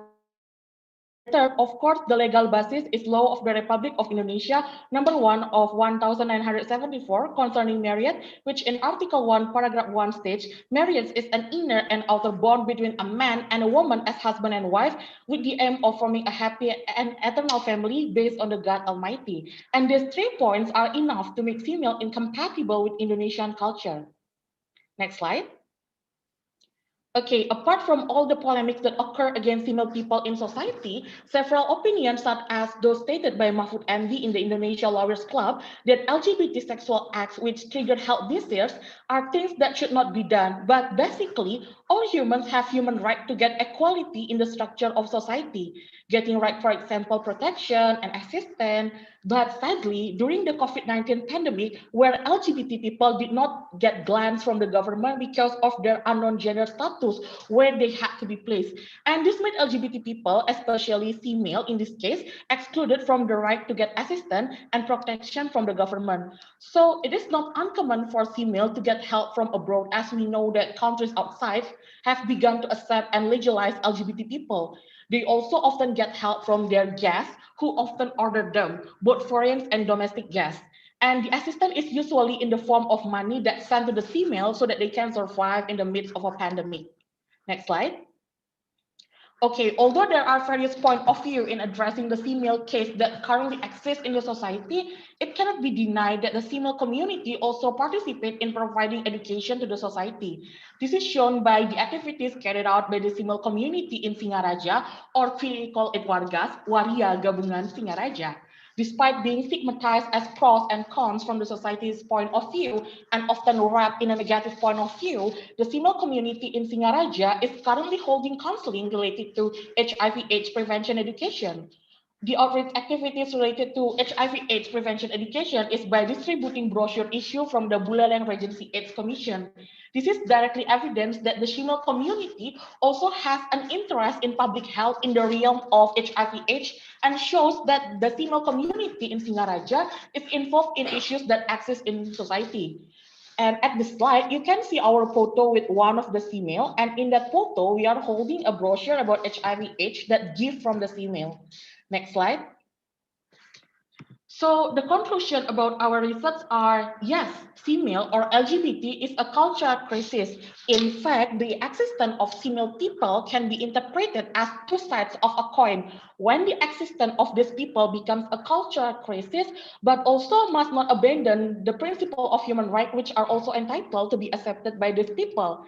The reality that cannot be denied is the fact that there are female communities who are also aware of the importance of issues that occur in society, and we have two solutions of these cases. The first is rehabilitation due to irregularities that need to be straightened out, and the existence of an institution for a rehabilitation for LGBT people, while the solution from the government in the form of preventive measures so that people do not fall into the world of LGBT is through socialization. But there are an age limit for people who take part in the socialization. Although it sounds taboo in Indonesia, but socializing about transgender people and their impact on society is something that needs to be done to solve problems and overcome cultural crisis. Next slide. Well, the honorable judges, committee, and audiences, that was our presentation. Thank you for your attention. Okay, thank you, Ivanka, for the interesting presentation and also interesting topic, especially about the transgender issue in Indonesia, because this topic is still undebatable, is still debatable, debatable in our Indonesia, especially when we know the fact that Indonesia considered by so many Muslim population. So yeah, we can still discuss it. Okay, I would like to welcome Mr. Robert to give the question about the presentation. Thank you very much, dear Ivanka, dear colleague. Thank you very much for your presentation. And of course, in 6 minutes, you didn't have a possibility to tell us every example where what you want. So my question is, could you give us additional examples of some problems and solutions how to solve the problems what you have in your presentation? Thank you very much. Terima kasih. Okay. Yes. Ivanka, you may answer the question about the solution. Okay, thank you for the answer. So you asked us about the additional example and the solution. So for the example, in that case of LGBT or female that happened in Indonesia, especially in Singaraja, that we know that female is a cultural crisis in Indonesia. But like I said before, they are felt like two sides of a coin. When they are a cultural crisis, but they also know the issue, and they also care about the issue that happened in the society, which is the spreading of HIV disease. So for the solution, like we said before, we have two solutions. The first is rehabilitation, and the second one is a socialization, because until now there is no a socialization about HIV/AIDS. There is no a socialization about LGBT in Indonesia, especially in the school. And maybe my teammate will give an additional answer. Thank you. For the solution, I think why the government is focused on other problems, but they're in LGBT problem, they're not solve this problem. I think if all the elements unite to solve this problem, we can solve this cultural crisis. But as we know, in fact, this problem in Indonesia that LGBT wave come in and many problems. We cannot choose this culture. It's accept ordaining in our culture. Thank you. Okay, I guess it's enough. Okay, thank you so much, Mr. Robert, and thank you so much, Ivanka and Iwayan, Aria. So you are from Bali, right? I hope it gets better because Bali's contribution really big especially in tourism for our country. Okay, thank you so much. Okay, and thank you so much. yeah. Okay, have a nice day. we are gonna move forward to the next team, the 8th team. The ESE presentation will be delivered by Muhammad Dafrian Ambardi. Okay, so this is a single player from President University. So you are alone? Is there any other members from your group? Yes, I'm alone. Okay, that's okay. You are the single fighter from President University.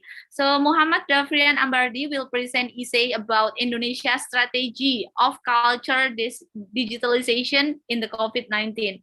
Okay, Muhammad Dafrian, you may present your essay. You have 6 minutes to present your essay. The time is yours. Thank you. This person likes tea, all kinds of tea, boba tea, soy tea, and green tea. But what this person likes the most is cultural diversity. Honorable judges and honorable delegates, this is the topic that I have at hand, the COVID-19 pandemic, especially towards tourism at the end of the day. Next slide, please. This will be my outline. Next slide, please. All right, so simple glance up here. You could see that this is two different images, like Toba and the Tortor dance. What exactly is this? This is a definition of culture of Indonesia, just like what the quote that I say about cultural diversity and unity, right? The Toba itself has a glance of the cultural diversity, which is Horas, which is welcome in Bahasa Medan, for example, in Batak. And then the Tortor dance tell us about the cultural diversity of respecting ancestors. So they're dancing to respect the ancestor towards a kind of state. So what is the relevance of this? Next slide, please. This is COVID-19.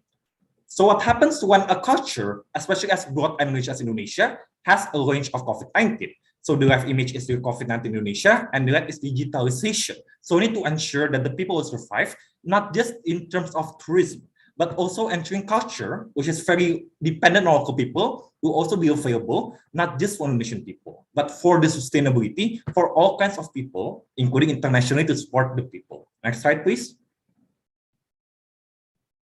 All right, it's still not. All right, overview. Let's just face the sad truth, fellow delegates and judges. Indonesia is very dependent on tourism as one of its economy, right? You could see here, 4 million tourists itself, only in 2020. When back in 2020, we have 16 million. So there's a very large drop.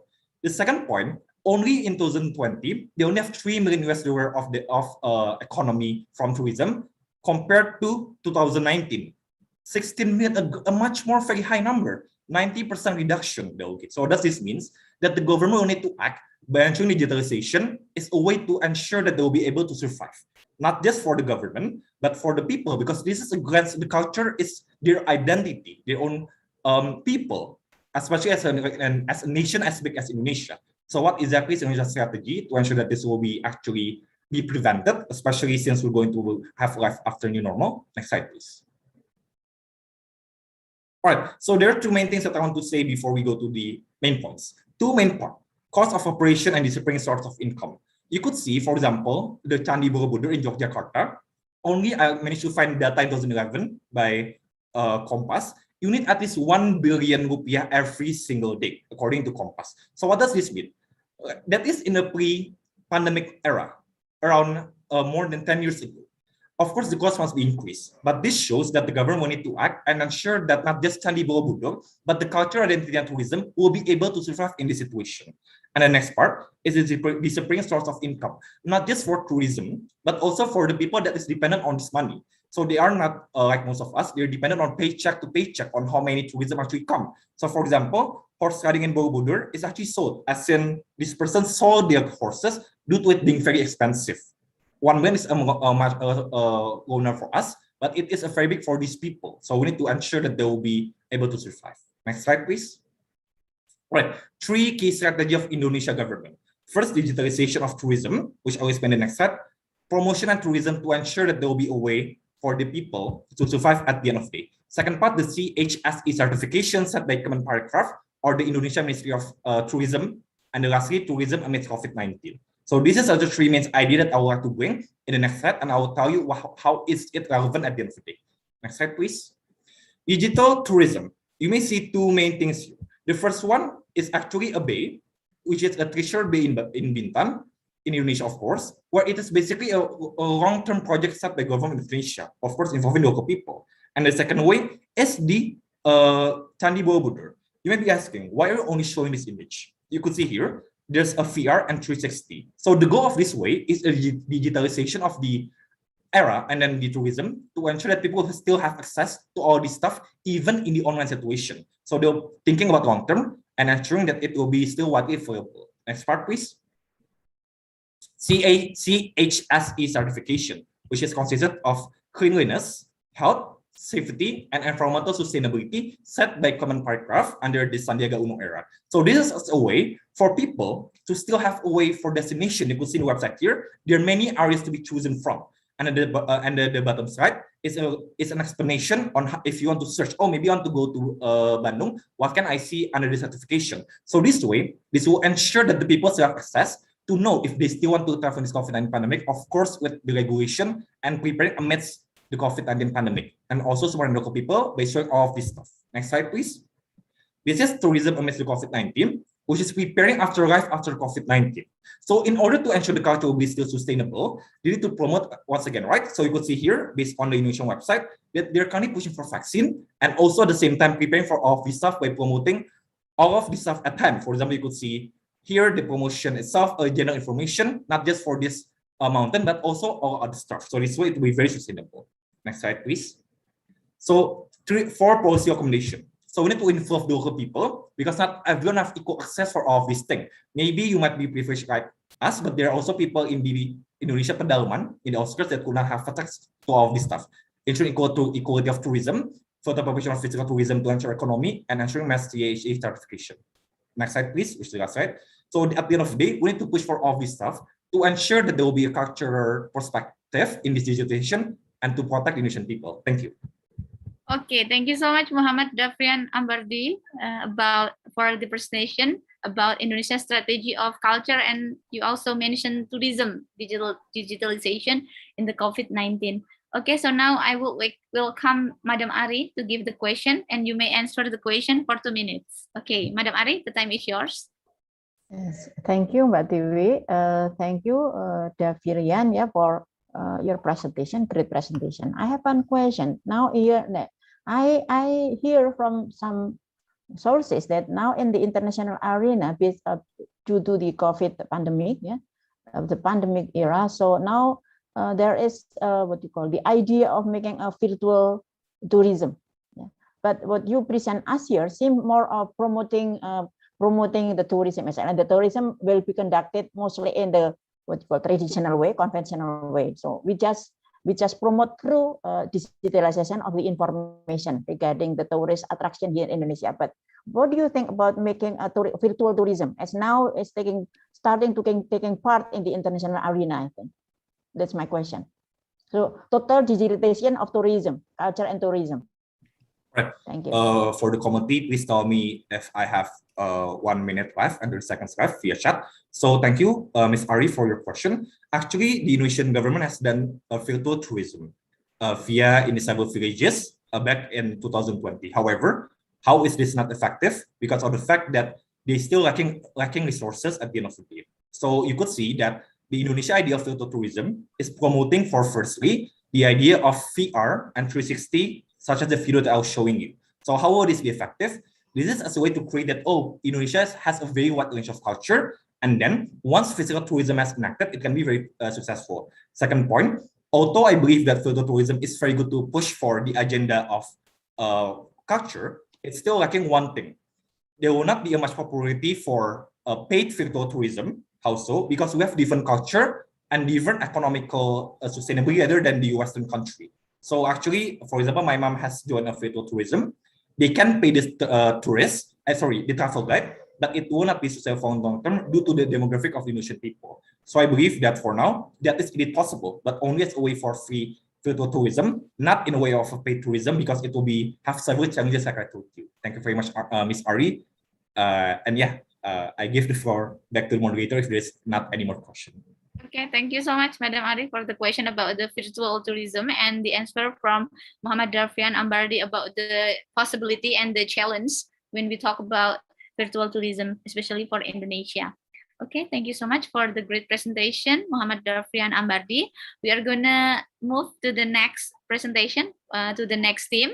The presentation will be delivered by Faris Abkhari Hilmirani from University of Gajah Mada or Gajah Mada University. Faris, are you alone or there are several other members? Yes, I'm alone, Miss.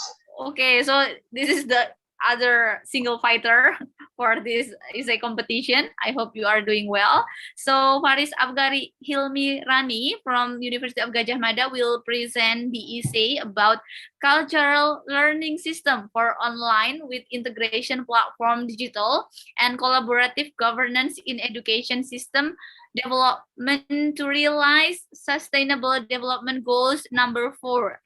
Which is quality education. So this is about SDGs, how to achieve our SDGs goal. Faris, you have 6 minutes to present your essay.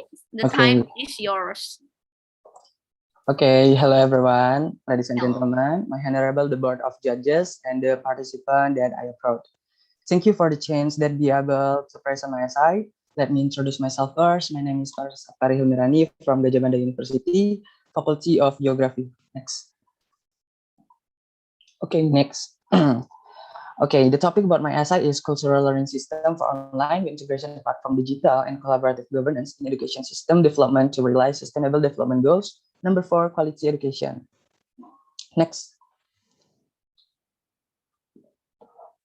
Okay, next. Okay, there are 3 parts in my essay. The first part is introduction, responding to the COVID-19 coronavirus disease pandemic, which has impacted many people and caused death in various countries, including Indonesia. The government, through the Ministry of Education and Culture, as we know, Kemendikbud, has taken policies related to the sustainability of student learning from elementary school to university. Next. Okay, what Kemendikbud say? Kemendikbud explain that schools and universities are encouraged to implement online learning from home using video conferencing, digital documents, and other online facilities. This policy was taken as an effort by the government to protect the entire Indonesian nation, especially students from the transmission of the coronavirus, as well as an effort to continue to educate the nation's life through online learning. Next. Okay, the second part is body. The first, there is problem exposure. Some parties agree that the online learning system needs to be continued as a new culture in the world of education after coronavirus pandemic ends, because it is considered in line with the Industrial Revolution 4.0. Some parties, on the other hand, feel that learning system will be difficult to implement considering the current condition of Indonesia, where the online learning system is very dependent on the internet connections, while several regions in Indonesia experience uneven quality of internet connections. Next. Okay, next. Okay, data from the Central Statistic Agency 2018 that around 2,000 regions or 24% of villages throughout Indonesia have weak cellular phone connections. Another problem is the cost incurred to be able to access the internet. Online learning in the form of video conferencing requires approximately 500 megabyte form of video conferencing requires megabyte for 1 hour of use. While providers in Indonesia charge an average price of 2,000 Indonesian rupiahs to 50,000 Indonesian rupiahs for 1 gigabyte data package.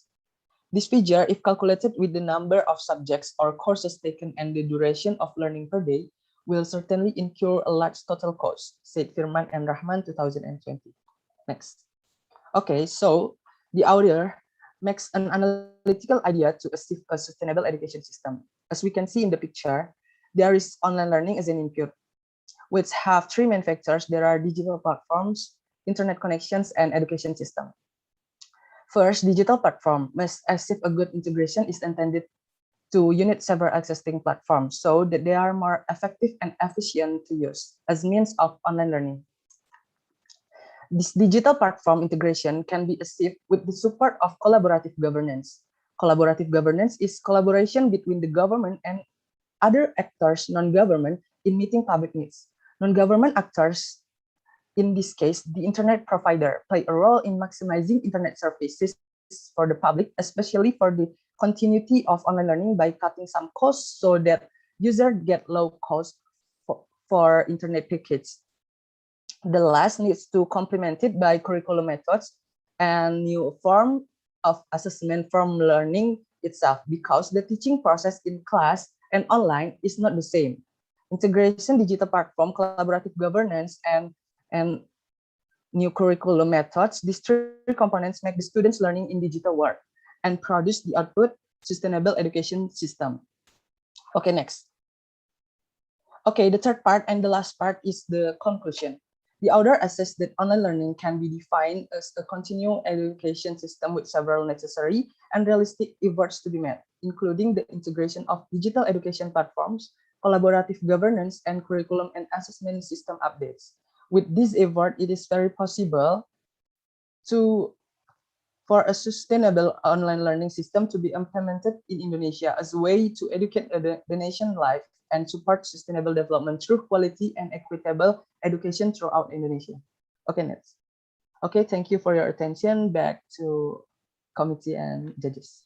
Okay, thank you so much, Faris, for the presentation about cultural learning system for online with integration platform, digital and collaborative governance in education system development to realize the sustainable development goals, especially number 4 about the quality education. So now I will welcome Madam Ari Fitria to give the question to Faris about the essay.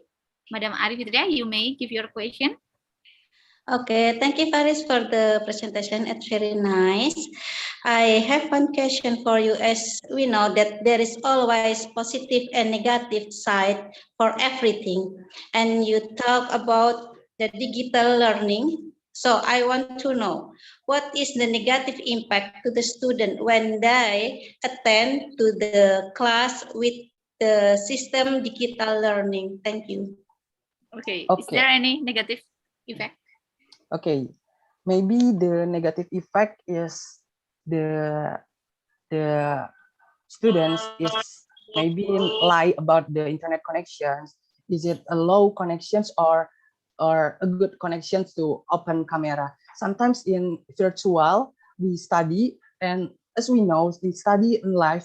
We just in class and meet eyes to eyes with the teacher. And by the digital learning, we focus on virtual learning. So the student is not on camera on study learning, digital learning. So maybe the reason is a low connections and bad connections. But we know, I said the idea with what I give the idea. So the collaborative governance must focus on the internet connections with collaboration with non-government to protect the internet connections and get low cost for the internet package. So the students, I think, very amazing to digital learning because we focus on industrial 4.0 and sustainable education system. I mean, maybe only that I can answer. Okay, so Faris talked about our challenge in networking.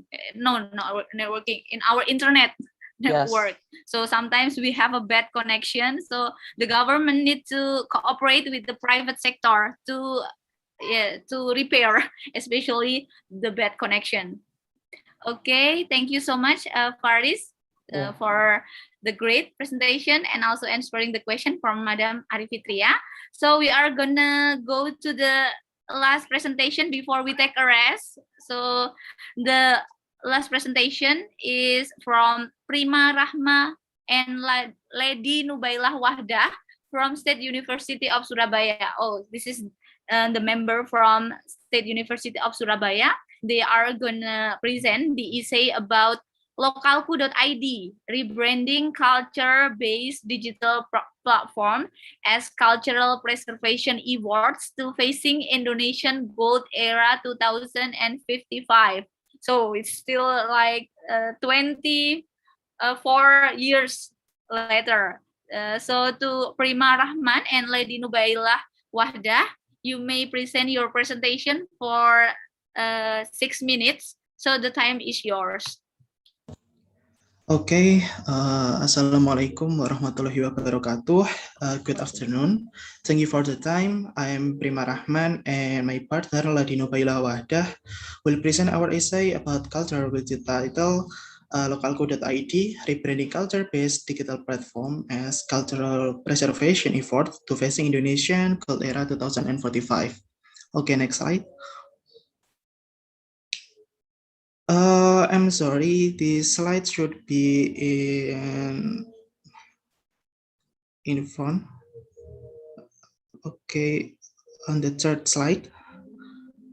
Okay, our respected judges, as we know, today digital era has entered society 5.0. Indonesia have already to facing cultural crisis right now. Okay, next slide.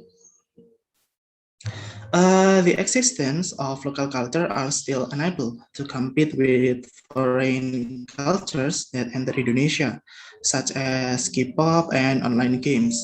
This is inseparable from the role of globalization as the main indicator in today's cultural problems. Okay, next. If these cultural crises are not solved immediately, it will weaken national identity resilience. Therefore, cultural preservation strategy needs to be formed and structured directly to maintain and develop Indonesian local culture. Okay, next. Effort to preserve local culture that related to globalization must using digital platform to attract young generation in Indonesia for learn and preserve their local culture. Okay, next. Based on these problems, we as one of the younger generation of Indonesia gave an idea that is localco.id. Localco.id is digital platform with a website based to increase the interest and concern of youth generation to local culture. Okay, next. Our respected judges, this essay aims to describe the concept, features, flow of implementation and design as well, and success analysis of localco.id. Okay, next. Localco.id was created to overcome the cultural crisis and reduce the impact currents of westernization and Hollywood, which are currently in great demand by Indonesian people, especially among the younger generations. So that localco.id wants to rebranding culture through digital media or website. Okay, next. Localco.id have four main features as cultural branding media. First feature is Cure In. This feature displays information about local culture. And the second is Cure Pro. And this feature contains information about cultural events that are being or will be held in Indonesia by various parties. And the third is Curif. This feature aims to provide live access to all users. And the last is Cure Merge. This feature such as electronic marketplace for local product. Okay, next. This is design of Cure In, our cultural information. And next slide is design of Cure Pro, our cultural promotion. And next slide is design of Cure Riff. And the next slide is design of Cure Merge. Okay, next. Then localco.id also have three additional features to make easier user to access the website. The first is login feature, and the second feature is main page that contains the main feature of our website. And the third feature is contact us. Okay, next slide. This is design of login page, and for the next slide is design of main page, and the next slide is design of contact us feature. Okay, next slide.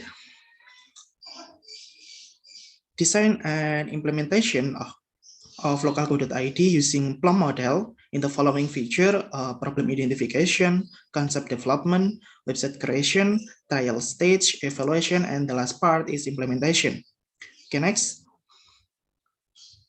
Success analysis of localco.id website will be carried out based on the assessment indicators from Dillon and McLean 2013, model relating to user satisfaction, including system quality, information quality, service quality, and the duration of user usage. Next. Localco.id also have partnership, and cooperation is key to success. And localco.id cooperate with various parties to increase utility of the website. There are three segments who will cooperate with localco.id. For the first, it's central and regional government, and the second is content creator, content writer, and micro business actor or entrepreneur, and the last is the community. Okay, next.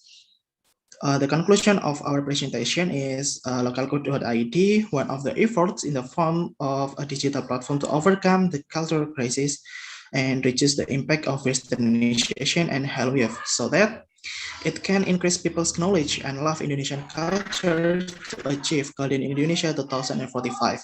This strategy needs to apply because to conserve a culture needs novelty that adapt to the time.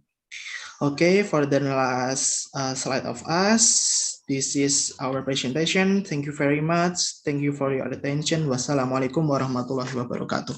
Okay, thank you so much, Prima Rahman, for the presentation about localcode.id. May I know who made this platform? Do you made it by yourself or this is your teamwork? This is our team product, but we still in UI UX design process. But and we cannot continue it because we cannot coding and we still need other human resource to finish it. Okay, I know, but this is a great project if you can make it through. So I hope you can make it through with your team. There are many assistants that you could get. I hope so. So thank you for the presentation. Now I will welcome Mr. Robert to give the question to Prima Rahman's team. Mr. Robert, you may ask your questions. Thank you very much. Dear Prima, thank you very much for your presentation. You have a very good product. And on your last slide, you talk about partnership. Could you a little bit more explore about how you try to utilize this partnership between different actors that your product will be visible to ordinary and to everybody? Thank you very much. Okay, you may answer the question. Okay, thank you for the question, Mr. Robert. So how do we make it through from the partnership in localcode.id? So localcode.id is a complex system that and it built to connect all user, all society in Indonesia, how they to joining the event of cultural without come to the location directly. So it needs collaborate for the first is government, because government is one to key is a key, especially government as a place how we can processes society to joining our website. And the second is content creator who make the content and make promotion to advertise our website to other people. And we also have cure merch, that cultural merchandise that selling local product from the microeconomic and business. And this is need to be collaborate with government also to provide security and transaction links or transaction funds. Maybe Ladi wants to add my answer. I think it's enough. Okay, thank you. I hope you could get enough assistance, Prima and Lady, to make localcode.id really come through. So it's going to be a great project if you could make it through. Thank you so much for the presentation, and thank you so much, Dr. Thank you so much for Mr. Robert Mikac to give the questions. So I think for the first session of this essay competition, we have done our parts. So I'm gonna go back to the committee. So we are gonna go back in this Zoom presentation at 1 p.m. in Indonesian time. So if it's Croatian time, it's gonna be at 8 a.m. I guess. Is that true? 8 a.m. because we have 5 hours difference. So is that clear that we are going to go back in this room at 1 p.m. in Indonesian time and 8 a.m. at Croatian time? Yeah. Okay, great. So thank you so much for all of the participants. Thank you so much for all of the judges who has passed our first session today. Let's take a rest. Let's do praying. Let's eat first before we continue to our next session. Thank you so much, everyone. Have a nice day. See you later on the second session. This is the request from Indonesia. Yes, 1 hour. We are gonna take a rest for 1 hour, Robert. Yes, that's right.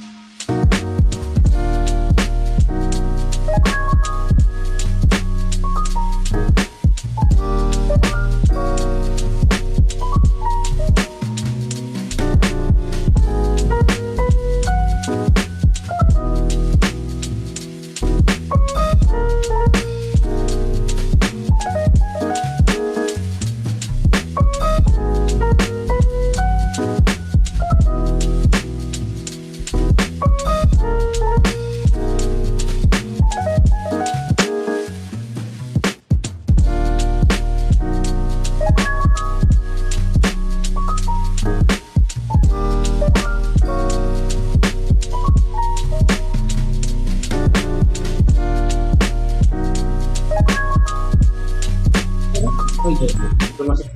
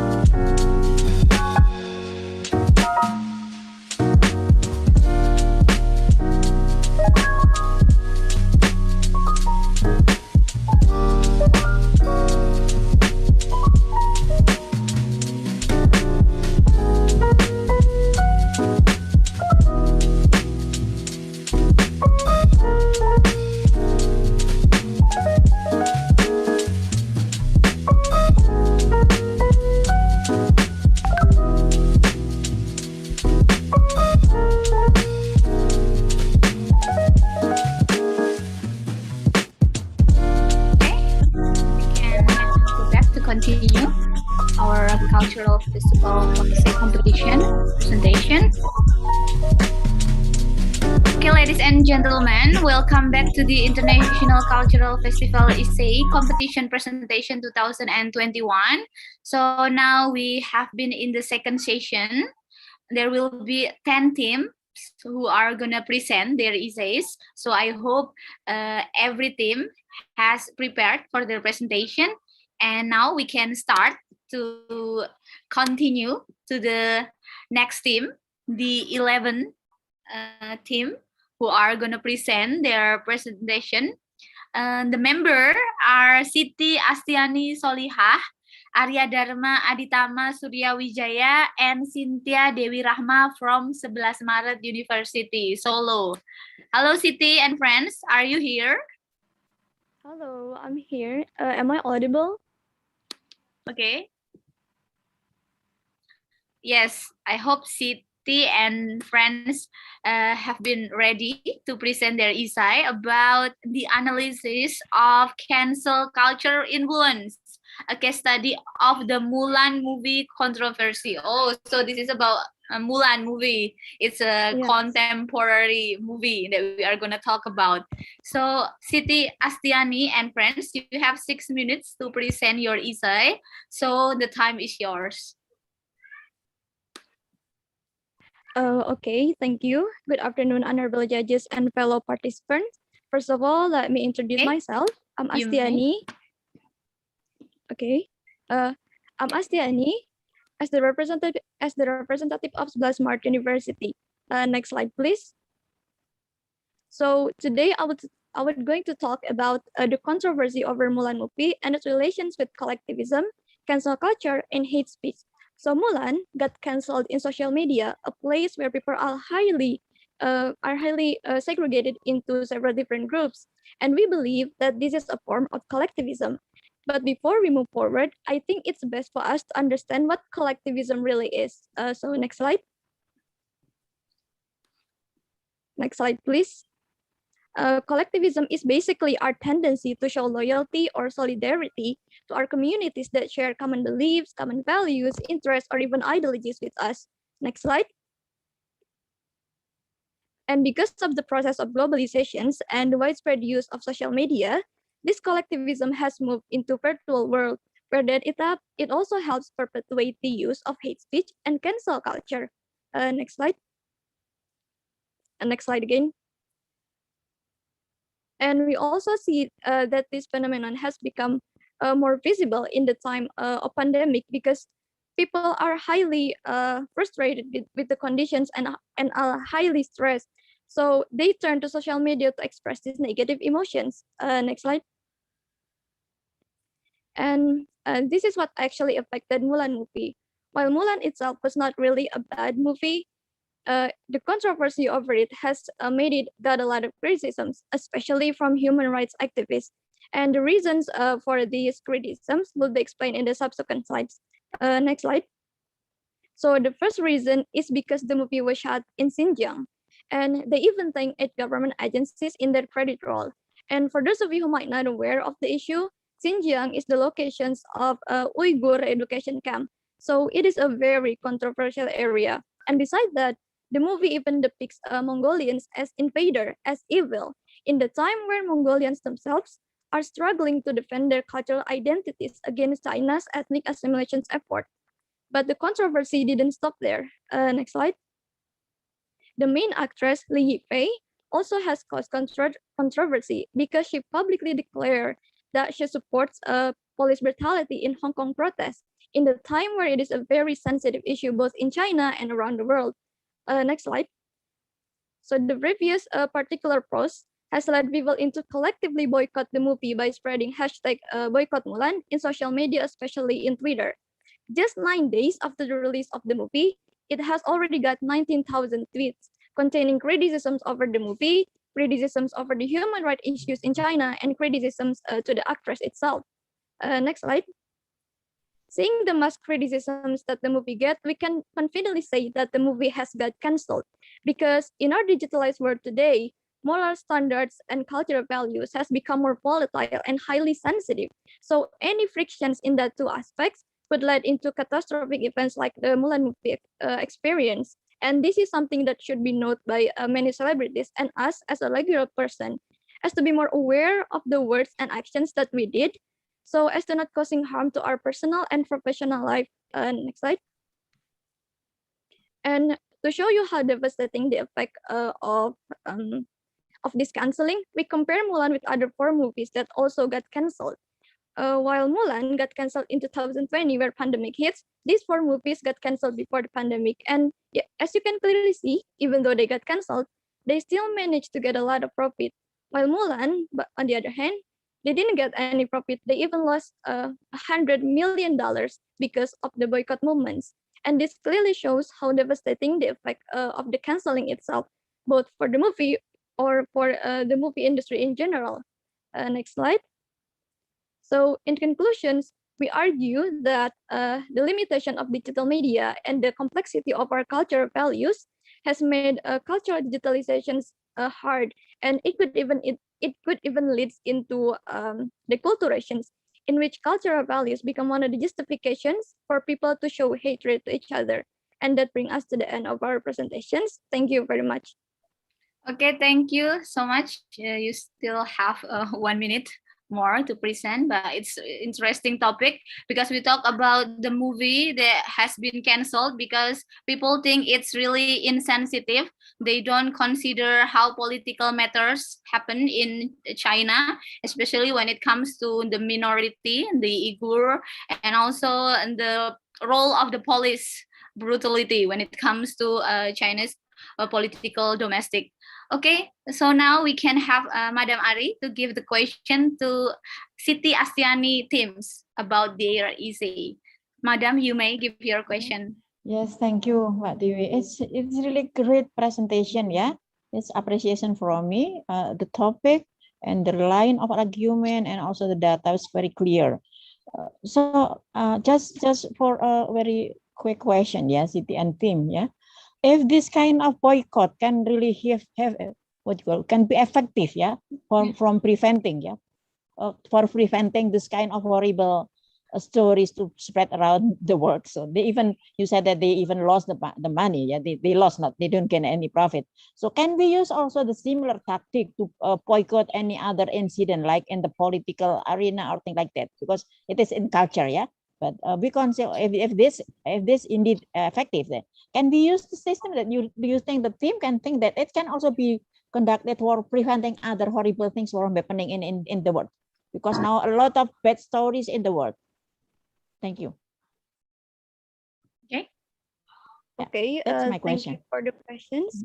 I would like to answer. So yes, it definitely can, because we can also see in many, especially in Indonesia itself, there are many cases that goes viral and goes like get many criticisms for from the netizens, and they will eventually get addressed by the government and for political. And it's not only for political, but also in social issues like sexual harassment or any other form of horrible actions. It could be because the social sanctions that people give in social media could also affect professional or personal life of the perpetrator. So it could be really an effective way to prevent horrible actions from spreading. Maybe one of my friends want to add some answers. Okay. Anyone wants to give the more answer? Because in the case in the case in Indonesia, I have to admit that some of the actors here, even they create fake news, fake an incident just to get popularity. So it's not the way what is happening in China. It seems like that. So it's like the reverse. They gain popularity. They will be hired more by doing a lot of horrible things here. Yeah. What I see. Don't you think in so? this. Yeah, maybe it's partly true, but there is also a celebrity that like in the case of Saiful Jamil, maybe. Oh yeah, Saiful Jamil. He eventually get boycotted in Twitter, and then he shows in TV like they got like less shows in televisions. He eventually got less shows on televisions because of the criticisms on from the netizens. That's your era. Yeah, and that's my era. Thank you. We still remember the news about Saiful Jamil, the singer, Indonesian singer who got canceled in Indonesian broadcasting because he approved. Yeah, he released from the jail after doing the sexual harassment to the child. So it's just so horrible. So I hope there are no people in the broadcasting, in our broadcasting, that has a bad publication like that. Okay, so now we hope we have a healthy broadcasting system and broadcasting actors that can entertain us in a good way, in a positive way. Okay, thank you so much, Siti Astiani Solihah and Arya Dharma Aditama, and also Cynthia Dewi for the presentation. Thank you so much. And we are gonna move forward to the next team. So this is from Lampung University. This is my students too, Khairunisa Indah Cahyani and Sekar Rahmawati from Lampung University. They are going to present their essay about Suruan tradition in the midst of the COVID-19 pandemics. What is Suruan tradition and how is that possible to be applied in the COVID-19 pandemics? We are going to learn more about this from them. So Khairunisa Indah Cahyani and Sekar, you may present your essay for 6 minutes. The time is yours. Thank you, moderator. Good afternoon, ladies and gentlemen. The term, next slide. The term Suruan comes from the word Asura, which was adopted from Arabic and has the meaning 10. The point is the 10th of the month of Suruan according to the Japanese calendar. Suruan culture is closely related to the teaching of Islam. This is because Suruan is motivated by the presence of good glory, where during the month of Suruan or the month of Muharram in the Islamic calendar, many prophets received miracles such as Prophet Ibrahim, who was saved from the fire. The Torah was revealed to good Prophet Isa and many other miracles. Therefore, Surah actually has a very deep meaning. However, over time, the month of Surah is associated with Japanese myth and belief, which are currently experiencing many deviations. The Suruan tradition has existed since the time of Islam Mataram during the reign of Sultan Agung. After the development of the Suruan culture era, change followed the tradition and custom of each region. Surakarta and Yogyakarta have a characteristic in celebrating Suruan culture. Surakarta used a culture accompanied by a Caucasian buffalo carnival followed by a place heirloom carnival, while the Sultan of Yogyakarta carried out Surawan with a series of mubang beteng even by parading the banner of the single Kai Wulung. Another Yogyakarta Sultan carried out Surawan with a series of pustaka carnival activity. However, the three regions have something in common in carrying out the carnival event, namely the implementation of Tapa Much. And in the present, they walk together in group but cannot say any word to each other during the carnival activity. Next slide.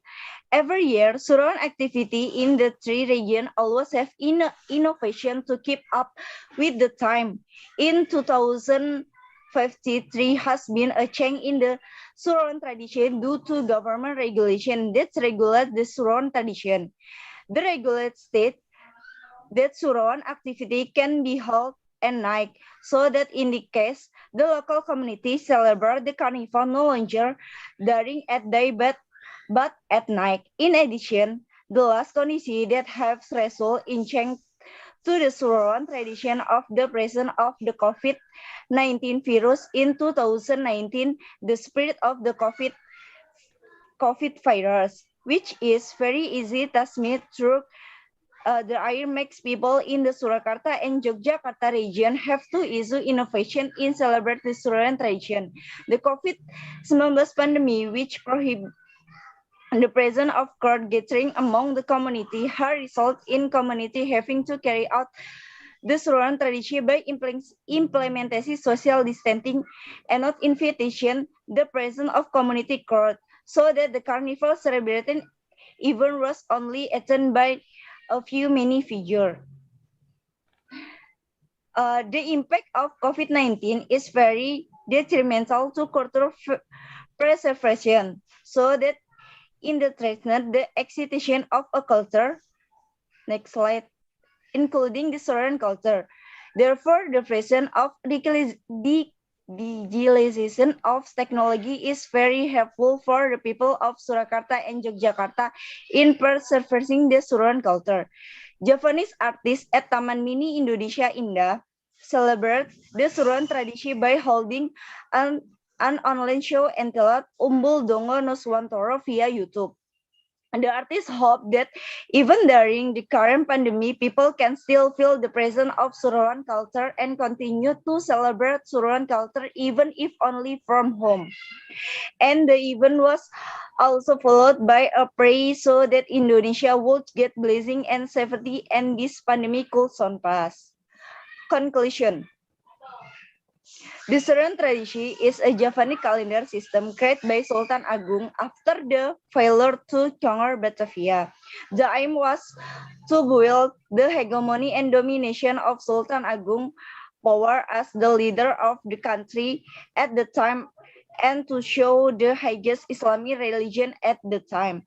Every year, the Suruhan tradition always change according to existing condition, and this change follow the time such as condition due to the presence of COVID-19. The COVID-19 virus has threatened and had an impact to the culture tradition of the Suruhan community of Surakarta and Yogyakarta. In this case, the people of Surakarta and Yogyakarta carry out the Suruhan culture by implementation health protocol, social distancing, and using social media, namely YouTube, to invite the public to celebrate the Suruhan tradition even from home.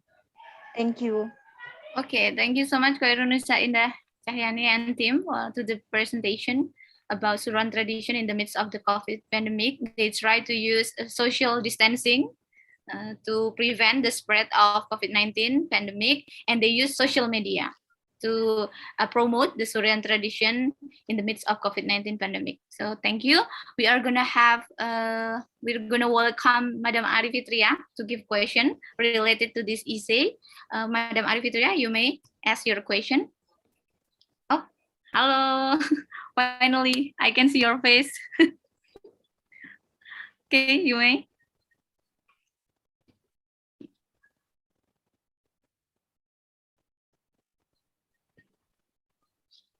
I couldn't hear. Is that okay?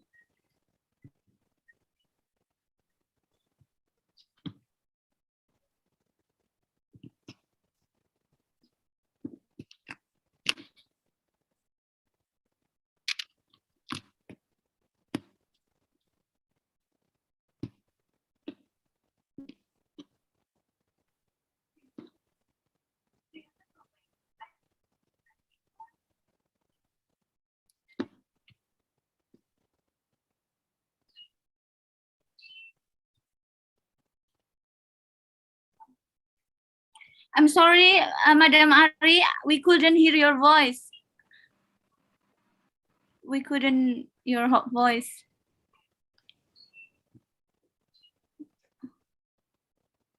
We still couldn't hear your voice. Anyone, could you hear Madam Ari's voice? Because in my notebook, yeah, No. Robert couldn't hear We cannot hear. No.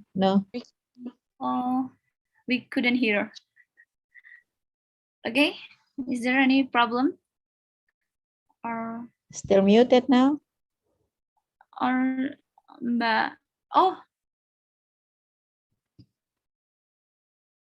she was just muted herself. Yeah, it looks like your microphone is still off. Hello? No, we cannot hear you yet. Yeah, we cannot hear. We couldn't hear you. We cannot hear. Okay. Ari type the question in the chat. It will be Yeah. Yeah. You Maybe type it, Mbak Ari, you can type it in the chat room. Type the question in the chat room. And please type it on Bahasa, it will be faster. it's okay.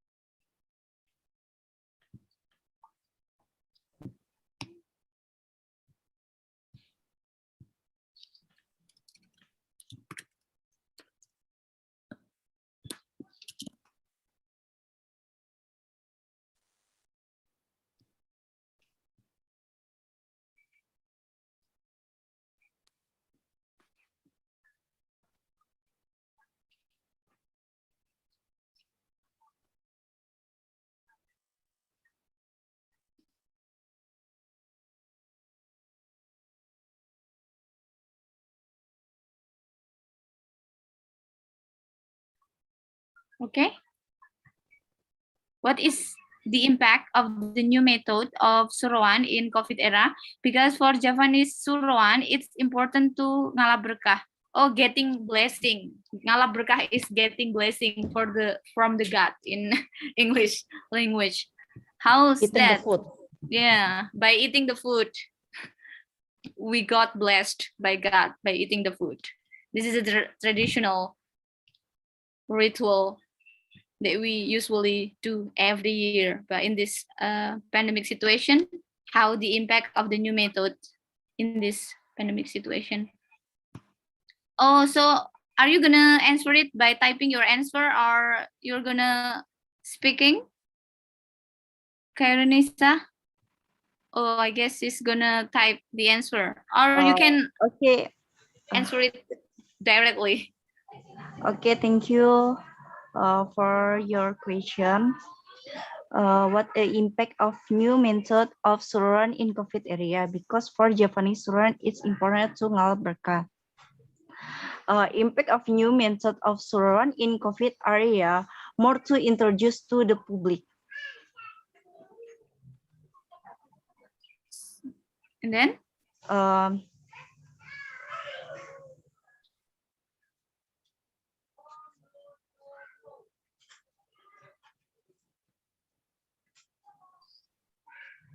And then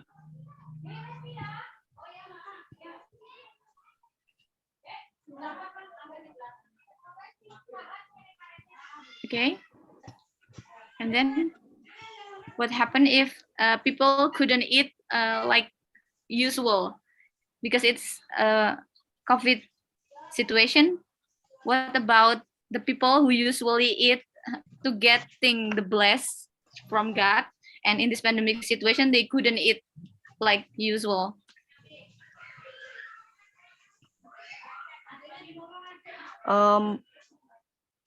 New impact, more to introduce to young people, because many people to feel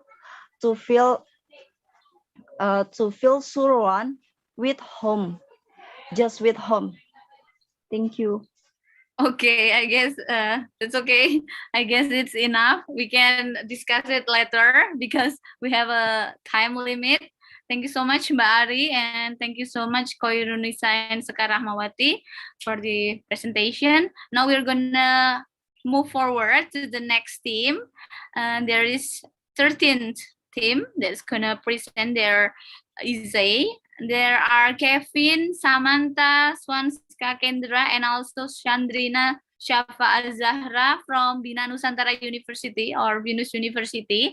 They are going to present their essay about Bangka Province cultural preservation, digitalization, English literacy, and COVID-19 recovery. So for Kevin and friends, you may present your essay for 6 minutes. So the time is yours. Thank you.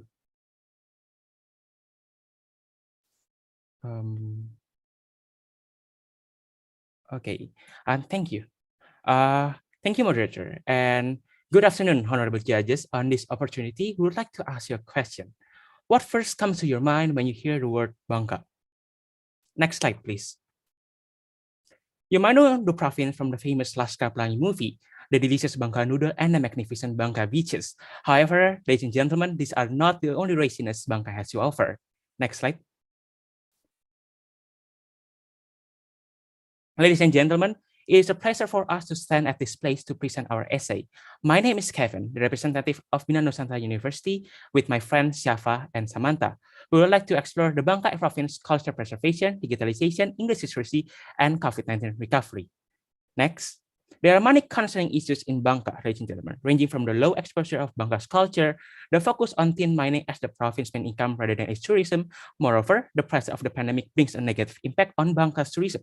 The decline in earning for Bangka province is one of the impacts of the pandemics. Next. Not only on those previous slides, there's an issue of low English literacy, which could create further issues regarding the preservation of its culture. Next. We view the English language as a vital tool that can help Bangka to sustain its culture, alongside with the use of digitalization and the COVID-19 pandemic. And then our research question is, how does English literacy promote the tradition of Bangka province through its digitalization? Next. According to the research we did on the Instagram hashtags, including hashtag visit Bangka, hashtag Bangka Belitung, hashtag explore Bangka, and hashtag wisata Bangka, there are plenty of noises that deter the focus on promoting the culture of Bangka, such as pictures of people in holidays, weddings, and selling food. Next. Furthermore, the website of Bangka Belitung only shows its political meeting, contrasting to its slogan, ladies and gentlemen, come and explore Bangka. Then the culture heritage from Bangka province is rarely mentioned by the wonderful Indonesia website, unlike the well-made Toba Lake tourism website, which highlights the culture and the tradition of Toba Lake. Next. Ladies and gentlemen, we use the theory of soft power and public diplomacy by Nyai and Chang He, as it presents a formula for the solution that we must undertake in tackling the problem. Nyai and Chang He define soft power as the ability to influence and persuade others in the absence of threat, coercion, and payment, which will conceptualize into the practice called public diplomacy, in that avoided security dilemmas and perfectly suited for the country. Next. Now then, ladies and gentlemen, we have presented our findings and theory. Then what are the mitigation for Bangka's culture with English literacy, and how can it be done? Next.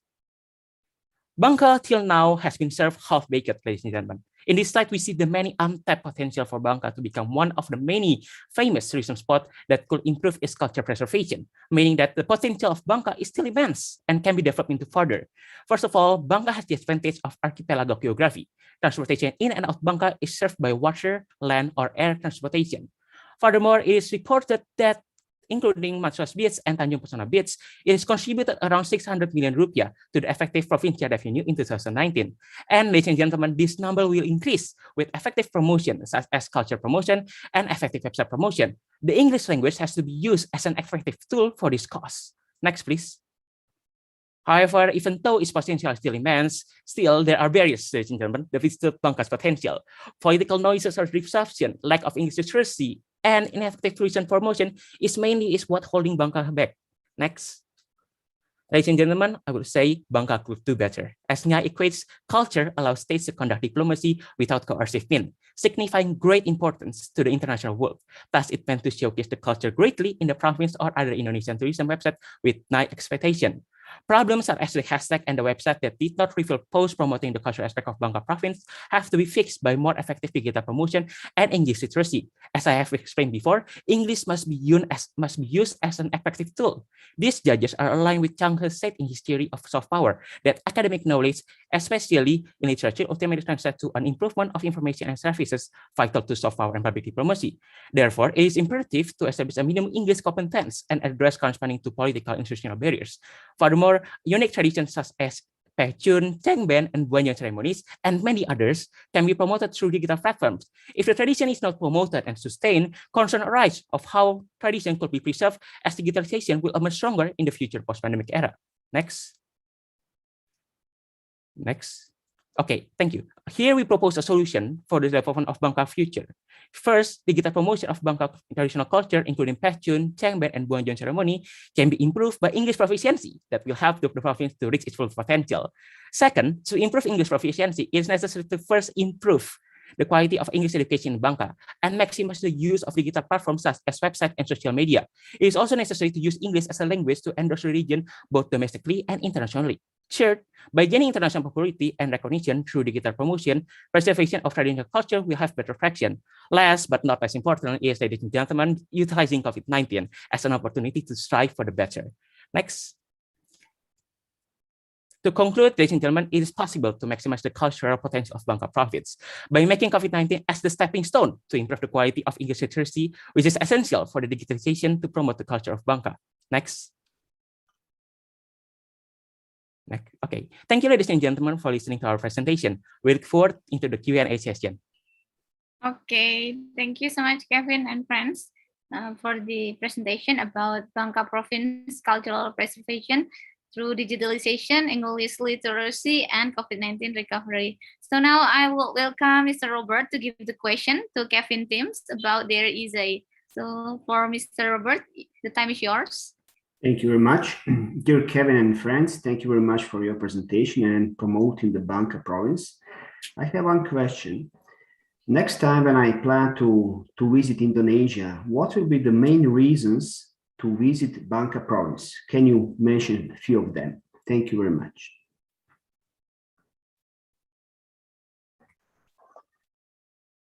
Okay. You may answer the question. Is the question clear? Okay. Yeah, I would like to answer. Thank you, Mr. for the question. We see that Bangka has the same opportunity and potential to grow like Bali. And in fact, from the articles that we have read, there are sayings that Bangka can be the next new Bali, which means that we see Bali is a province that is very well known domestically and internationally. And Bangka is also the same because Bangka has very beautiful beaches and cultures. However, Bangka's potentials are not yet all presented to the world. And as my colleague has explained before, that there are still obstacles that is faced from the ineffective use of digitalization. And in order for it to be worked out, the role of English literacy plays a role in uniting the culture and digitalization at the times of the pandemic. Maybe my friends want to add? Yeah, I want to add a few words. Firstly, that the pandemic served as a time to resolve the problem and making Bangka on par with Bali. The pandemic has to be seen not as a hindrance, but as a mindset of developing into a further better region. Thank you. Okay. Anyone? Okay, I guess it's enough. Thank you so much for the Kevin and friends team for the great presentation and also for answering the question. So next we are gonna move to the other teams. There are Wita Amelia Tarikh, Yohanes Maruli Arga Septianus, and also Fitria Saraswati from 10 November Institute of Technology. They are gonna present their essay about Situr Park. I don't know. I hope I'm not gonna make a mistake spelling this. City Culture Park. City Culture Park, innovation for integrating cultural digitalization with the concept of city park ecology based on the Internet of Things in the big cities in Indonesia. So I'm gonna let them present their essay. They have 6 minutes to present their essay, so the time is yours. All right, thank you so much. Good afternoon, everyone. So now, now we will be presenting about the City Park or City Culture Park, innovation for the integrating cultural digitalization with the concept of city park ecology based on the Internet of Things in big city in Indonesia. Next. Okay, so this is our team. We have Johannes and Fitria Saraswati. Next. Okay, so Indonesia for the background, Indonesia has a variety of cultures that are spread throughout the region. As long as we can see that in 2018 there was 1,819 cultures. There are several things behind the formation of this cultural park. So for the first is many Indonesian culture are slowly disappearing because there is no one to preserve them. And the second is big city in Indonesia must face the crisis of green open space, which is getting nowhere due to rampant development and very bad air pollution problem. Okay, next slide. Okay, so for the first problem is cultural crisis, and the second problem is green open spaces. Okay, so this is what the impact that will occur of the culture. So for the short scale, culture is slowly disappearing because there is no one to next generation. And for the long scale, Indonesia lost its culture, original culture. Next. Okay, and from the green open space, it is same with the cultural park. So we have a three scale. So for the scale is natural disasters such as flood can easily occur, and long scale is healthy threats to an ecosystem imbalance. Next. Okay, so digital park is an innovation where that combined with the concept of ecological function of the city park with the concept of digitalizations, where in we have more facilities that Sitor virtual reality, Sitor culture information, Sitor stake, and Sitor F&B. Next. Okay, so this is the process to enter in the Sitor park. So before visiting, we integrate with the prevent code during the COVID-19 pandemic, and after when we are visiting, we can get all knowledge about the local culture and provide.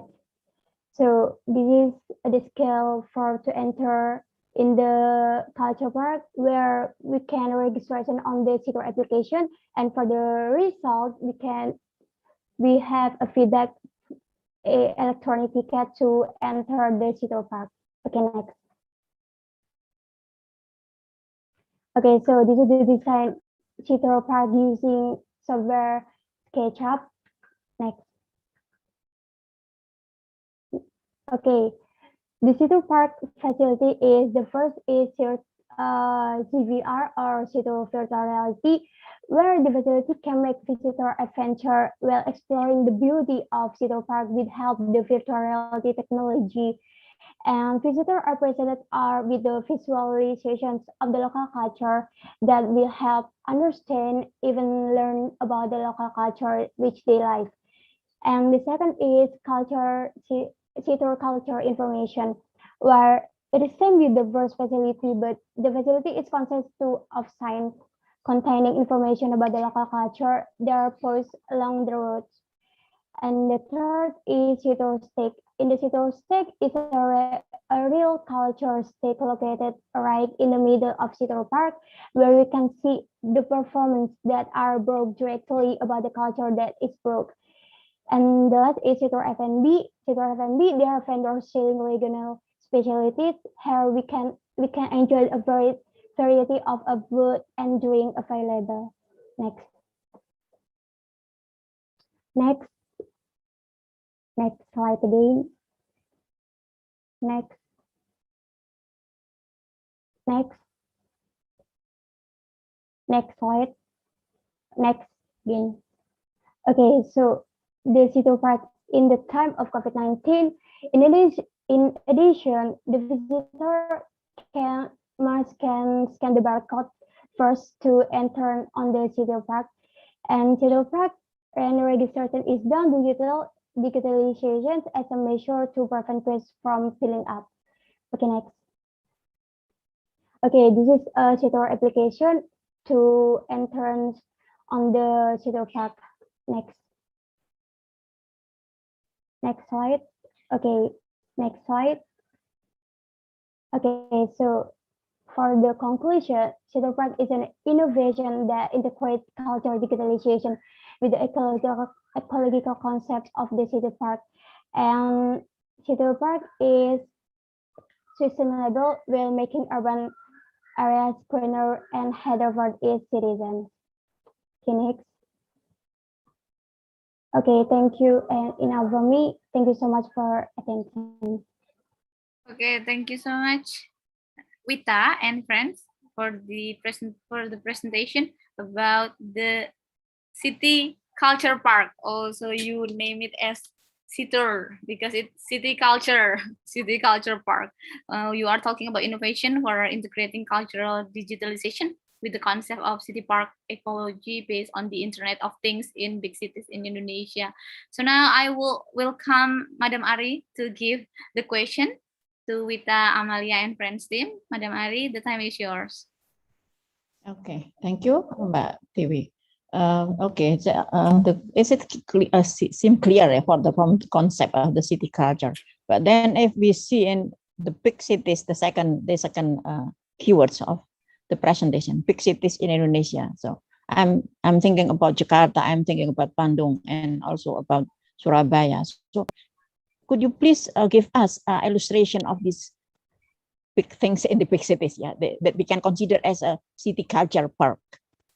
Please, thank you. Okay. You may answer the question.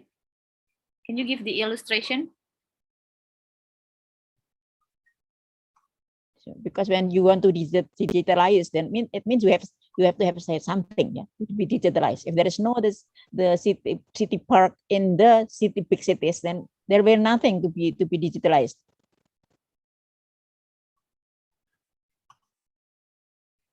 Okay. All right. Thank you so much for the question. Okay, so where for something like in Jakarta, we can represent it for the culture in Jakarta, and we can show on the city state where and the people can see about the culture of Jakarta and enjoy the showing that and people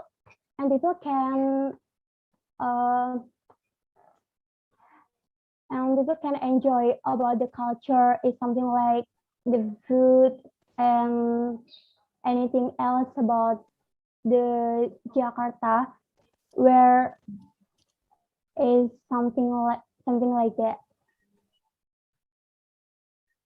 So because the question is whether is it related to millennial it's a culture or from the old one, because Jakarta have this kind of two different culture. I think the culture that came from old time and culture that is living now is happening in Jakarta now. So which one is when you call as city culture? So it will be clear then.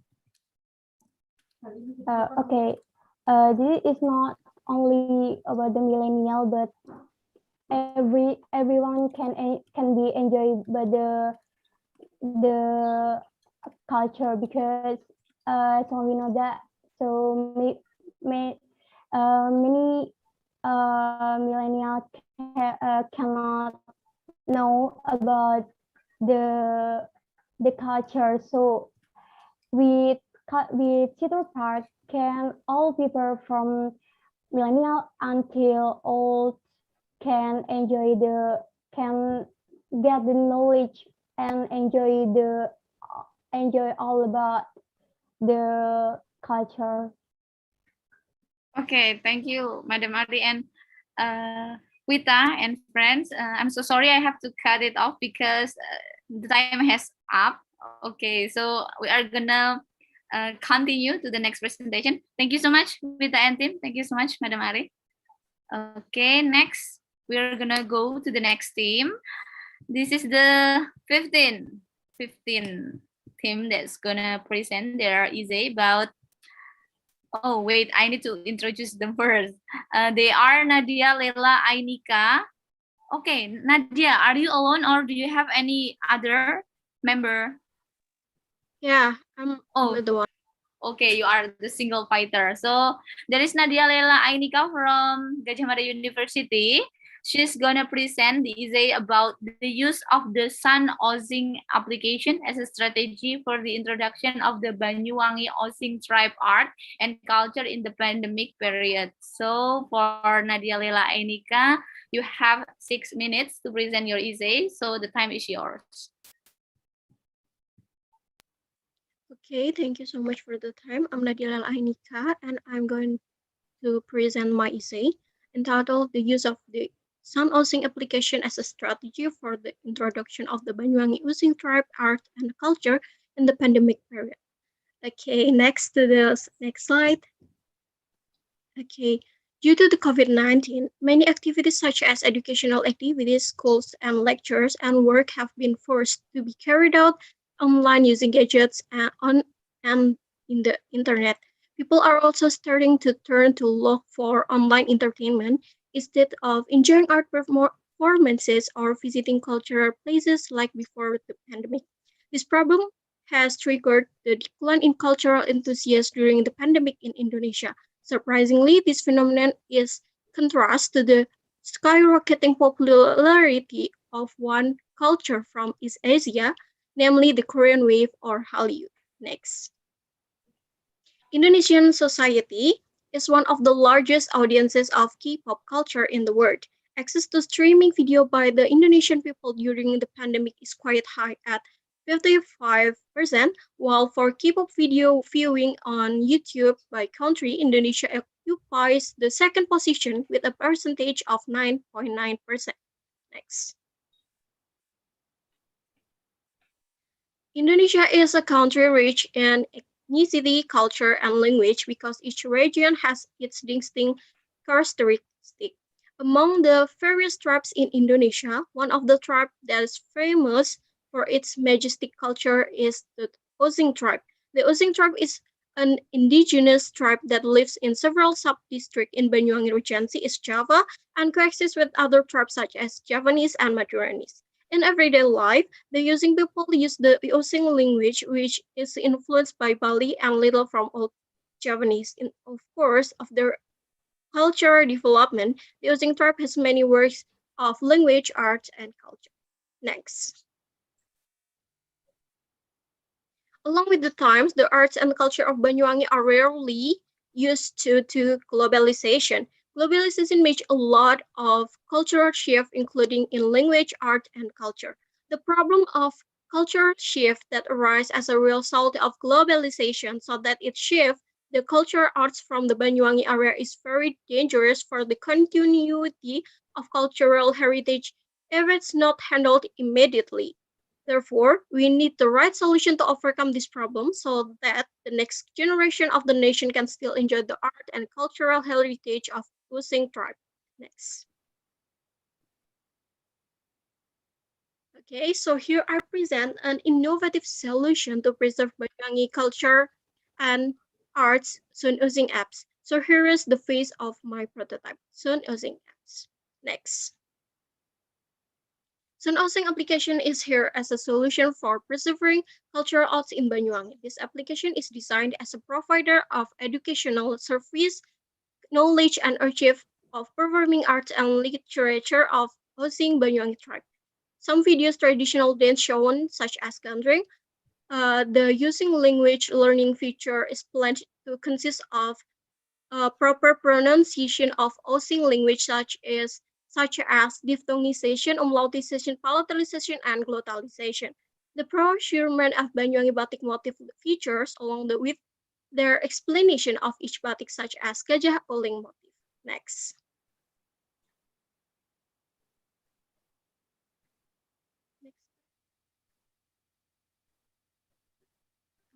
Okay, sorry, the previous slide, sorry.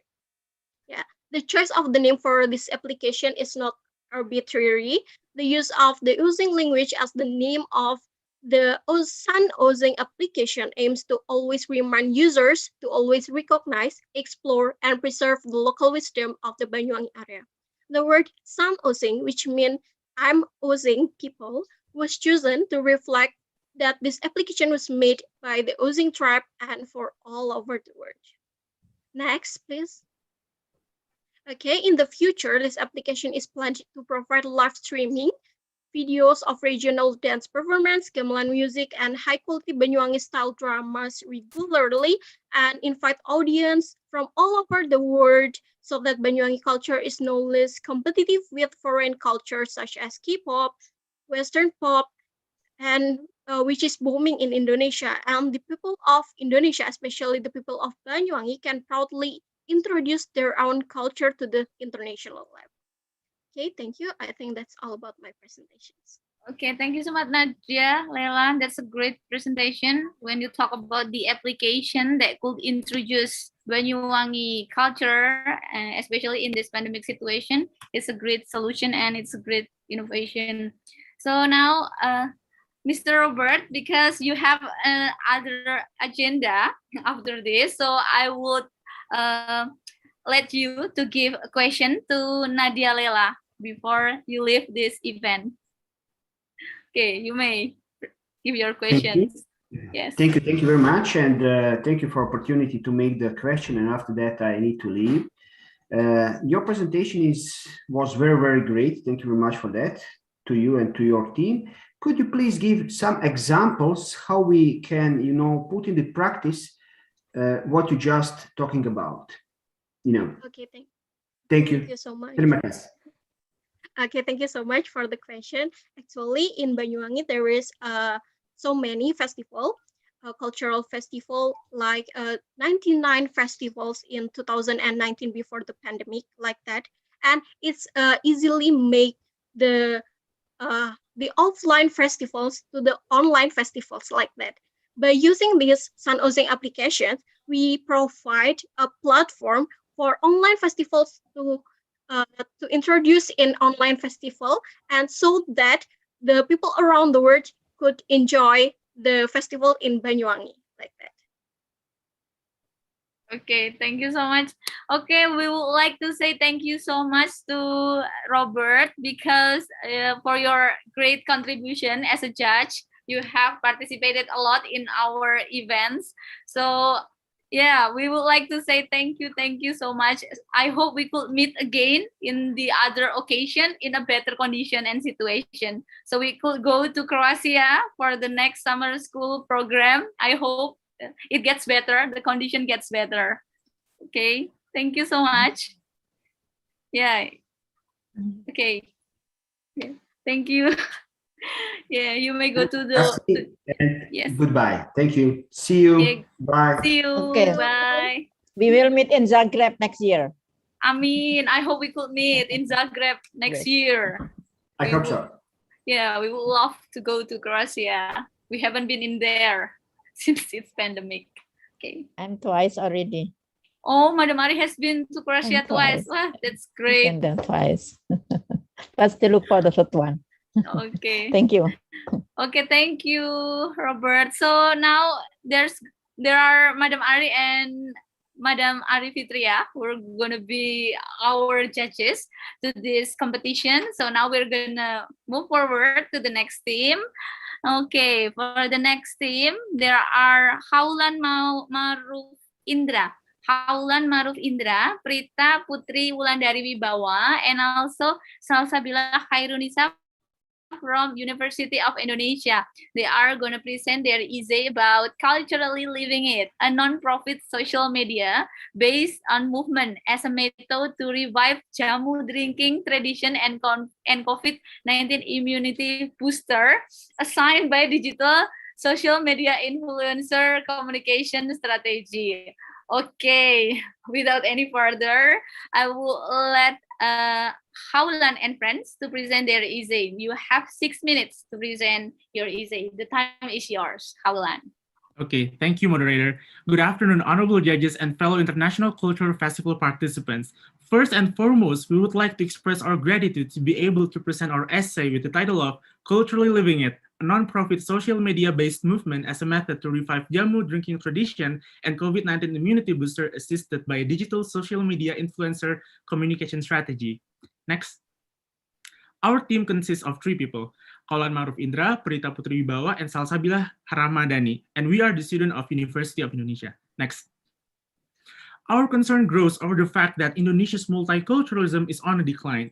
Therefore, we strongly believe that sustainable and community-oriented cultural preservation has to be prioritized. Next. Our essay covers three main underlying scopes of issue: cultural, social, and well-being. Next. So, what is jamu? Jamu is a traditional Indonesian product of culture in the form of beverage that is historically significant. However, its existence continues to vanish in the modern age. Next. We observed that the mass opt for over-the-counter instant well-being products over jamu despite the big potential that jamu has. Next. We also observed three main reasons for the popularity decline of jamu: poor media coverage, negative associations, and how jamu is constructed within the culture. Next. Within the larger context, the ongoing extinction of jamu is caused by three main circumstances. Globalization, with the help of mass media, has emerged new cultures, which leads to cultural crisis and subsequently the extinction of jamu drinking culture. Next. Jamu has a lot of incredible herbal properties such as vitamin C, magnesium, phosphorus, potassium, and essential oils. Next. And these properties are beneficial to fight cold, fever, inflammation, and cough, which is the symptoms related to COVID-19 disease. Next. Unfortunately, we have an unexpected externality such as COVID-19, which has disadvantaged many communities across Indonesia. Thankfully, the Indonesian government has sold out a vaccination program, but the problem is our immunities react differently to the benefits of vaccines. Next. Therefore, we believe that the properties in jamu could help to enhance the vaccination effort to increase humans' immunity towards COVID-19 by fighting COVID-19 related symptoms. Next. To tackle this issue, the issue of cultural and social and well-being issue, we propose a solution which we call culturally living it. Culturally living it is a movement and organization led by youth to increase social awareness and recognition of jamu drinking culture. Next. We have three main products: infographics, creative videos, and partnerships. This is our effort to increase jamu influence in society. Next. We use two main mediums, Instagram and TikTok, due to the unique features that they have. The user of these apps have also the potential to reshare their contents into various other social media services. Next. We target three main actors and audience: the youths, influencers, and entrepreneurs. We observe that these three actors greatly influence the mass. The quality that they have also greatly determines our goal to increase social awareness on jamu drinking culture. Next. Here is a simple Venn diagram illustrating how youths and influencers influence the mass. Next. Therefore, we are certain that culturally living it has three versatilities, that is, strategy, opportunity, and sustainability. Next. We base our movement with two main theories. Social media communication, as stated by both, is the key to mass influence due to the growing reliance on social media, which impacts the knowledge, opinion, and behavior of the mass. Next. Social media influencer, on the other hand, as stated by Casalo, are also the key to success of influence because research has proven that influencers are opinion leaders, which distribute information and influence, therefore lead public trends and impact public decision-making and process and also public decision attitudes. Next. Our supplementary data also favor this method. Over 61% of Indonesians use social media daily, spending an average of 3 hours, ranking them ninth globally on social media usage. Next. And here's the intersecting point of our issue and solution. We believe that the combination of SMIs and SMC would lead to an in-depth solution. Next. To conclude our presentation, we believe that the disappearance of jamu drinking culture is reversible. The availability of spices to make jamu makes this cultural revival even more possible. The revival of jamu drinking culture would not only benefit Indonesia's assets of multiculturalism, but also foster a community-oriented development. Globalization products, which contribute to the decline of jamu drinking culture, on the other hand, are utilizable to reverse the setback that has been created by it. And to finish our presentation, We would like to say thank you for your attention, and we are excited for further feedback and questions. Okay, thank you so much, Haulan and Tim, for the presentation about culturally living it, a non-profit social media-based movement as a method to revive jamu drinking tradition and COVID-19 immunity booster, assisted by digital social media influencer communication strategy.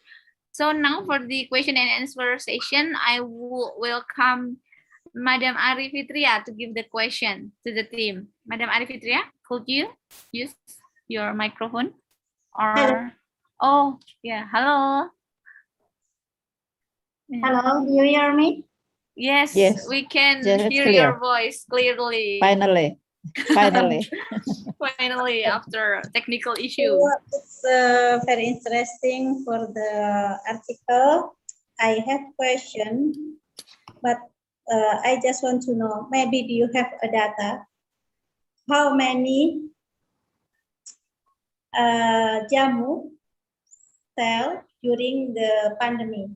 Because you say that during the pandemic, it's very good for selling the jamu and for increase our immune. Maybe do you have data for it? Thank you. Okay, thank you so much, Madam Ari, for the question. And we are certain that the current trends on pandemic could also illustrate how jamu is increasing in popularity during COVID.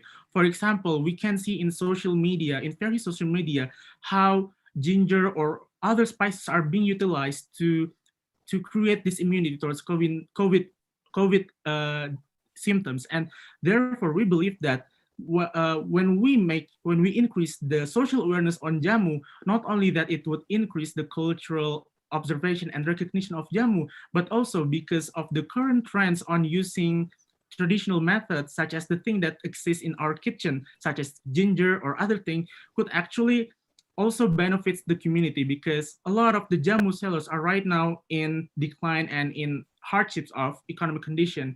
And I think that's the question that we could give to the question, Madam Ari. Thank you so much. Okay. Okay, I guess it's enough. Okay, thank you so much, Haulan and friends, for the presentation. So we're gonna move to the next team. We're gonna have Eka Puspita Sari Maida. Okay, so this is another single fighter from Islamic University of Darul Uloom. Okay, I hope you could present well. So Eka Puspita Sari will present about the importance of literature culture on social media consumption during the COVID-19 pandemic. Okay, Eka Puspita, are you ready to present your essay? Okay, you have 6 minutes. The time is yours. Oke, Assalamualaikum warahmatullahi wabarakatuh. Shalom, Om Swastiastu, Namo Buddhaya, Salam Kebajikan.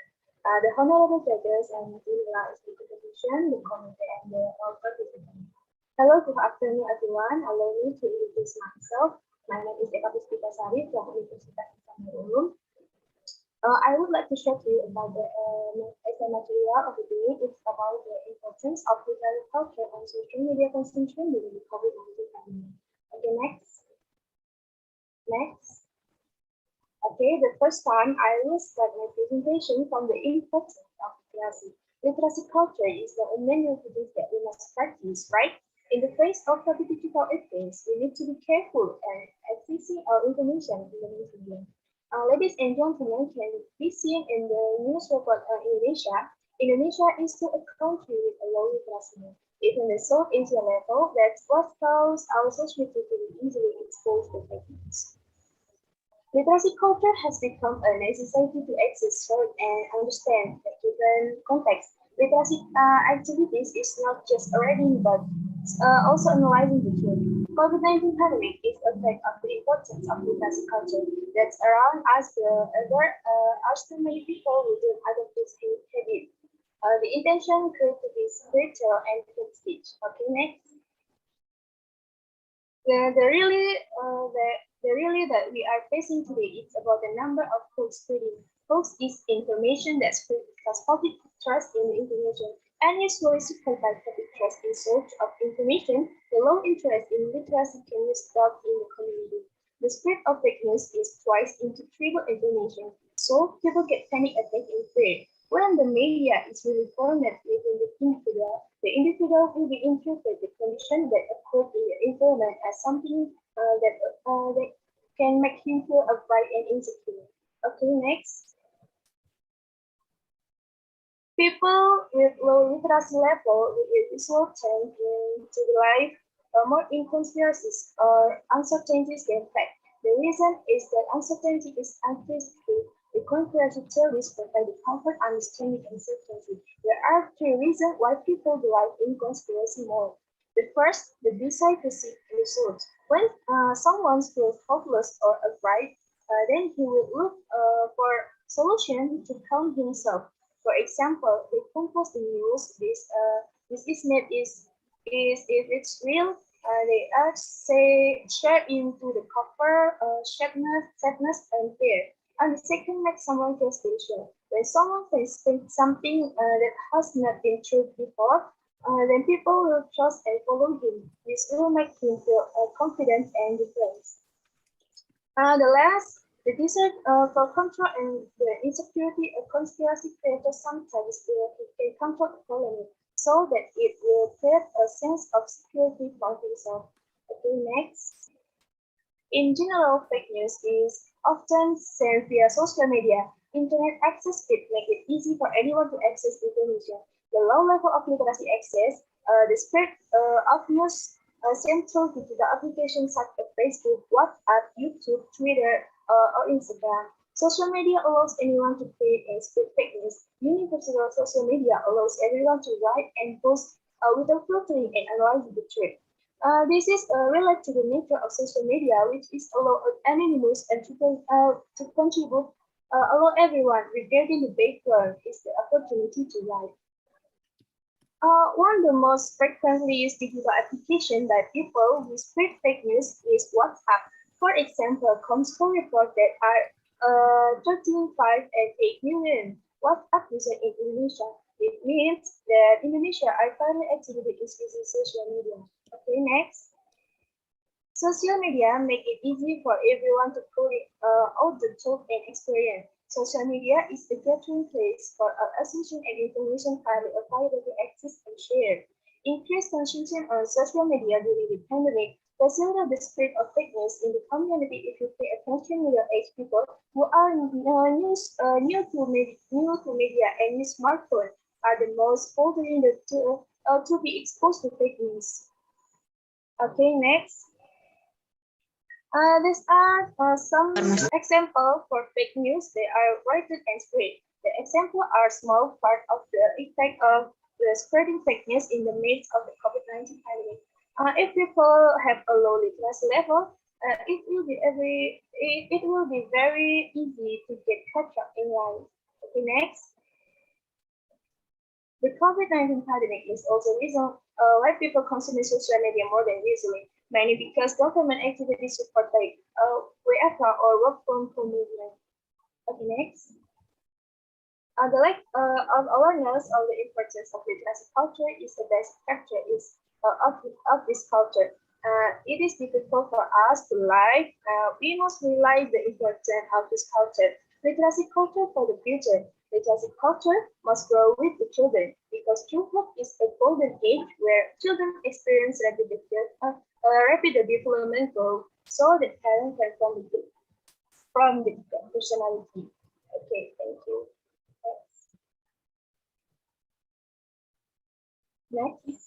Next. Nothing. Okay, this is not really good. This is the last slide, or is there any other slides? Oh, nothing. Okay, so it's enough. Okay, thank you so much, Eka Puspitasari Maida from Islamic University of Darul Uloom. You have presented the essay about the importance of literature culture in social media consumption during the COVID-19 pandemic. Yes, because there are so many hawks, especially about COVID-19 pandemic. There are many people who don't believe in vaccination, for example, That's because one of the hoaxes that has been circulated through WhatsApp group, for example. So it's really important to have literature culture on social media consumption. Okay, now I will welcome Madam Ari Darmastuti to give question to Eka Puspitasari. Madam Ari. The first question, a very short one. Do you know Zu'em Wijaya As'ad, Eka? Which? You know? I don't know. You don't know? He is the rector of your university. Rector, University of Darul Ulum. Oh, sorry. Sorry. Zu'em Wijaya As'ad? Wijaya As'ad? No, I'm from Lamongan. Oh, okay. I think because he's the rector of Darul Ulum, my junior. Okay, okay, just kidding. Okay, now the serious question. Okay, you know that literate, the level of literate is depend on what you call it, level of education, and we still have problem with that in Indonesia. So what do you think about it? What should we do? Yeah, or you have to do using. Should we just limit the use of social media because people are not literate enough, and they are not literate enough, and that's why they spread a lot of hoaxes here in Indonesia. Indonesia is the highest social media user in the world, but the problem is most of the people are not literate, and it's related to the level of education, which is still very low here. Yeah, only the average is only one at the first grade of junior high school. Yeah, 7 years of schooling. So it's problematic for us. What do you think? As a young people that will face the problem in the future. Maybe I will be living more, the most 20 years, but for you, you are still having a very long future for that, and you have to deal with the problem. Yes. Okay, what do you think? That's problematic, really. Here. Maybe the childhood is age which is experience very rapid with the parents. With the parent is can analysis the children's character. Yeah, but the problem, the parents are they are not literate also. They are the most illiterate. Yeah, they are the most illiterate people, the old people. So the problem is that. So, okay, so I think in my opinion is by cooperating with elementary school and junior high school. Otherwise, it's impossible, yeah, because it's a national wide, so we can be used. So combined between what you call, in my opinion, yeah, the traditional of education and also the social media used for education. So it must be combined. I don't know. Okay, thank you, Mbak Tiwi. What do you think? What do you think, Eka? The fastest way for overcoming the problem of illiteracy? Illiteracy. Maybe that is my question answer, but we can handle everyone. But we still start from our consciousness and keep looking for the effect other than for the parents to children because the children is a golden age. Okay. Okay. Thank you. Enough? Yeah. Okay. Yeah. Thank you so much, Eka Puspitasari. Yeah. Okay, for the presentation, and thank you so much for Madam Ari for the question.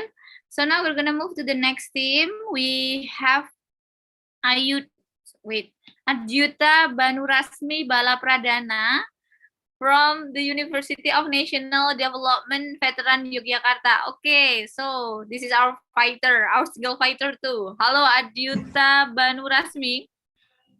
Hello, ma'am. Can you hear me, my voice? Yes, we can hear your voice clearly. Okay, sorry. You have 6 minutes to present your essay about, from ketoprak to bakar production, the evolution of reinventing way to expressing Japanese cultural identity through new cultural product. Okay, the time is yours, Adjuta.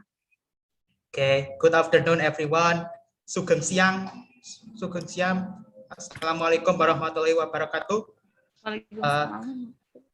Today, I would like to present my essay about the evolution of reinventing way to expressing Japanese cultural identity through new cultural product. The old cultural product is ketoprak, and the new one is bakar production. The bakar production I will tell you later. Okay, next. Okay, first, before we talking about Japanese, who is the Japanese? First, Japanese is an ethnic group which is a majority of Indonesian. The 40% of Indonesian population is Japanese. It's 2010 census, but I think there will be any different in 2020 because 2020 census result is not yet released for ethnic classification, and most of them live in special region of Yogyakarta, Central Java, and East Java. And you can find a large Japanese diaspora in Singapore, Malaysia, Suriname, and the Netherlands or Taiwan. And Japanese people united bonded under Japanese norm, culture, and language. Okay, next. Okay, why Japanese people is have prominent role in Indonesian culture? Because thanks to their majority of population and have a rich history, particularly in Majapahit Kingdom Empire, which perceived as the ancestor of our nation Indonesia, or in Mataram Sultanate, which is the predecessor of Kesultanan Yogyakarta and Surakarta Susunan. There are the Mataram Sultanate will separate into 4 distinct kingdom entity thanks to Dutch colonialization. Next. Okay. The uniqueness of Japanese culture it lies in the divergence and convergence of every aspect of every Japanese context, like Buddhism, Hinduism, Islamism, and some lesser extent Christianity, and making a lot of cultural products. And the culture center of Japanese people lies on the court or palace. And nobility have a major role in creating the cultural output. For example, ketoprak and wayang wong. Next. Okay, wayang wong is a performing art show, which based on the story of Mahabharata and Ramayana, and mostly is firstly mentioned in 950 and then revived under Hamengkubuwono I in Yogyakarta, and then continued by Hamengkubuwono and totally by his son because to improve the new techniques. Next.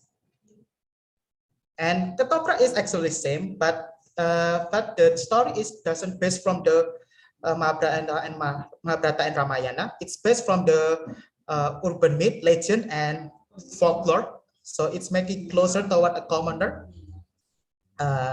Yes, the manner is there. The music is using gamelan, also using gamelan. Next. Okay, the Japanese culture, classic culture, is start to decline since Independence Day due to imposing of Indonesian language, which is Malay form of language, which become a single unified language inter-ethnic, and then political power decline of Japanese kingdom successor, except Sultanate of Yogyakarta and Pakualam Archduke, and then political reorientation. Due to the court is no longer a center of cultural activity, and now move into the commoners. According to Clifford Geertz, there are 3 hierarchy of Japanese people: santri, priai, and abangan. Abangan is a commoner. Commoner is now have prominent role in creating Japanese culture output. And next. Okay. Sri Mulat is the first generation of pop Japanese culture, which founded by Raden Ajeng Sri Mulat in 1950 and Ko Chien Tiong in Surakarta, and which they are exist until 1951 and 2003. And the alumni, we can find the alumni of Sri Mulat like Nunung, Tarzan, or maybe in Opera Van Java, no? And they are alumni of Sri Mulat. Sri Mulat start to decline in 2003. Okay, next. Okay, the revival it began with our era in 2010 when Didi Kempot in music, and the cultural output is now more relevant with the commerce and doesn't have more aesthetic like previously. The music is depicting the current Japanese people working class problems such as career, like we need to go to abroad to getting job, like yes, Didi Kempot and Denny Chatnan, right?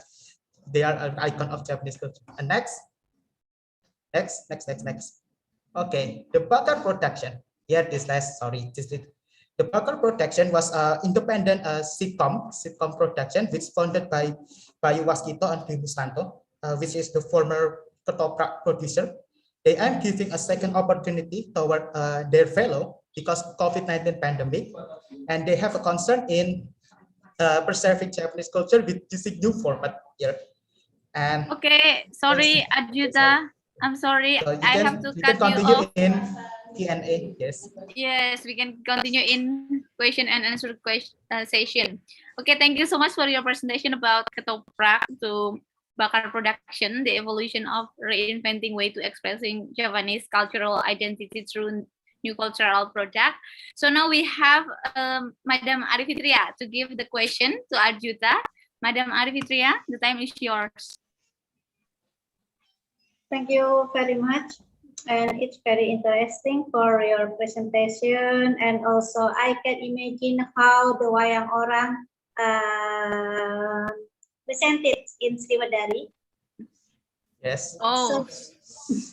So my question is, what do you think about the audience?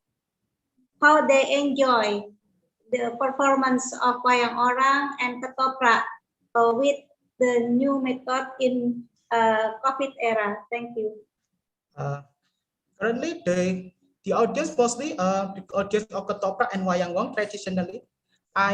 Yesterday I go to the Sriwadari to see wayang orang in new normal era, and I was talking with the ticket man, which also a security guards there. It's also have close friend which become a wayang wong performer. And wayang wong producer. They know about Bakar Productions itself because Dwi Mustanto. I know that guy, which I would like to meet him, but thanks because I have some business, so I couldn't meet him. And thanks, they are open a Q&A session, so I have gathering a lot of information there about Bakar Production. And they said that they will government of Surakarta support wayang wong performance using YouTube streaming and streaming. However, many of them doesn't have attractive anymore because mostly the audience of the wayang wong traditionally was the eldest people. So it's making difficult for them to adapt a new technology. So, but they hope that they will be continue again and under new format, and Japanese culture will not getting removed because of globalization, because reinvention, because they love Bakar Production. They love the sitcom back in the Japanese language because they know it will teach the younger generation like me to know the Japanese manner, to talk with the older person using Chromo language or the highest register of the Japanese language. I think it's very rare for younger generation to know Chromo language or Chromo alus, to show the respect toward the senior or the person more competence in my context. Okay, so that is my answer. Okay, the time is up. Thank you so much, Adjuta, for presenting your essay, and thank you so much for Madam Ari Fitria for the question. Okay, we are gonna move to the next presenter. We have Alicia Tamara Krista and Yolanda Marcella Binambuni, and also Jenai Evita Sintarani from Dian Nuswantara University. They are going to present the essay about the new culture of human brands in response to the crisis of workplace culture. To Alicia and the team, you have 6 minutes to present your essay. So now the time is yours. So hello the judges and hello the audience. Today my name is Alicia Tamara Krista Danendra and I'm here as the representative of the essay titled The New Culture of Human Brands. Okay, so let's go. So actually our presentation is about the new culture of human brands in response to the crisis of workplace culture. So let's start with the main point. Next, please. So we got our main points here, and there are four main points. The first one is about the understanding the keyword, and then the second is the way it all started, and then the third is about the arising new culture, and then the fourth is about summary and implication. So let's start with the understanding the keyword. So the first one is about local culture. It is everything that we create and share as a part of our lives in the place where we live or work. So the second, we got workplace culture. It is a set of a certain business character that is created by analyzing the business vision, missions, values, strategies, and the other selves. And the third, we got human brands. Yes, it is the new culture that emphasizes the importance of human roles in marketing and targets to build a community of loyal consumer by demonstrating empathy in order to establish the personal connection with the consumer itself. And then the fourth, we got digitalization. It is the use of digital technologies to improve the processes of business and create an environment for digital business where digital information at the core of it. Next, please. So where the way it all started? So because of COVID-19, businesses must change the details of their work processes, such as stock management, delivery, customer service, transaction process, and advertisement to online. So some businesses no longer feel the need of keeping on-site workers because of the declining percentage of physical customer interaction. This pandemic accelerated trends of remote work, e-commerce, automation, and occupation suites. And then because of that, many workers that come from industries that require high physical proximity are affected by that. So this crisis is a wake-up call for people who have been struggling with their jobs long before the pandemic itself. So next, here we are the timeline of the human brand that get into our lives by the help of digitalization. So the first one, we got the crisis of workplace culture. It is happened with all certainty. Some workers decided to quit their jobs because of that. There is a trend, and that trend is about be your own boss. In there, people decide to control their own workplace by creating a self-owned small business in e-commerce platform. And then there is a small business. Indonesia's small business growth contribute 29% in e-commerce market activity in worldwide, and it's still growing till now. And then the next we got sole proprietorship. It is owner contributes in most of not all the roles of finance management, advertisement, customer service, and the other sales. And then the last, there is a human brands. It is the newest way of advertisement that targets to build a community of loyal consumers. So a lot of people may get mixed up about the definition of human brands. We are here not to portray or endow with human characteristics or attributes. Next, please.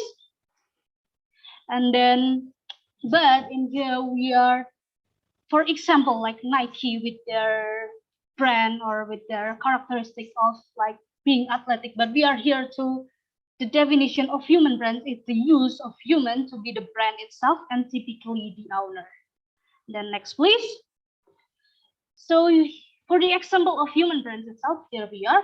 So we got Jerome Pauline, and he is known as the Indonesian vlogger in Japan, and he started to build his own food and beverage in brand Indonesia that handled by his brother, and it's called Menanti in 2021. And the second we got Titan Taira with her brand is Second Date in 2020.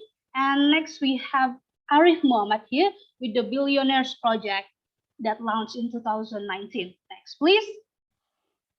So there is a summary and implication that we get here. The first one is about the build competitiveness, and then the second, and to help and find self-identity, and the third is increase creativity itself, and the last is to prioritize self-quality. If at the end we will make our quality as human being and the stronger root of our reason to live. So I think that's it from our presentation, and thank you very much. Okay, thank you so much, Alicia, Tamara, Krista, and friends for the great presentation about the new culture of human brands in response to the crisis of workplace culture. We have seen some names that are familiar with us, such as Jerome Pauline and friends that you have mentioned before. So now we would like to welcome Madam Ari Darmastuti to give a question to the Alicia team. Madam Ari, the time is yours. Okay. Okay, thank you very much. A great presentation, yeah, Alicia. Yeah, congratulations. But I feel that I'm really old now. It seems that ages, yeah, I'm with you. It's like they've separated by maybe 1 century or something like that, because I don't know at all about the name that you just mentioned. Yeah. So that my question is just okay, if you want to make it work for even the older generation about the human brains. So can you mention which name that maybe can be catch up what you call catching up name like that for the older generation, because we need as me also, maybe I will be influenced if I know somebody, but if you mention that name, I will not understand at all. Okay. Do you have any idea what human brands that you can use for older generation for filling the gap between among generations? Thank you. Is there any example of human brands? Thank you very much, Bu Ari, for the question. And I think that age is not really for human brands. If you are human, so you can still do it. So age is not really a problem, because I'm sorry, but I forget the name, but I do see some content creators that they are also old, even with white hairs and all of that. But for example, wait, I forget. Maybe Titi Pospa? No, I don't know. So this is actually a person from Batak, I think. Yes, Batak. So there is an old guy with white hair, but he is very strong. He likes to dance. Yeah. So that's how he put a human brain in him. He likes to brand his personality as a fun old guy who likes to dance, and from there he can build a loyal community that likes him.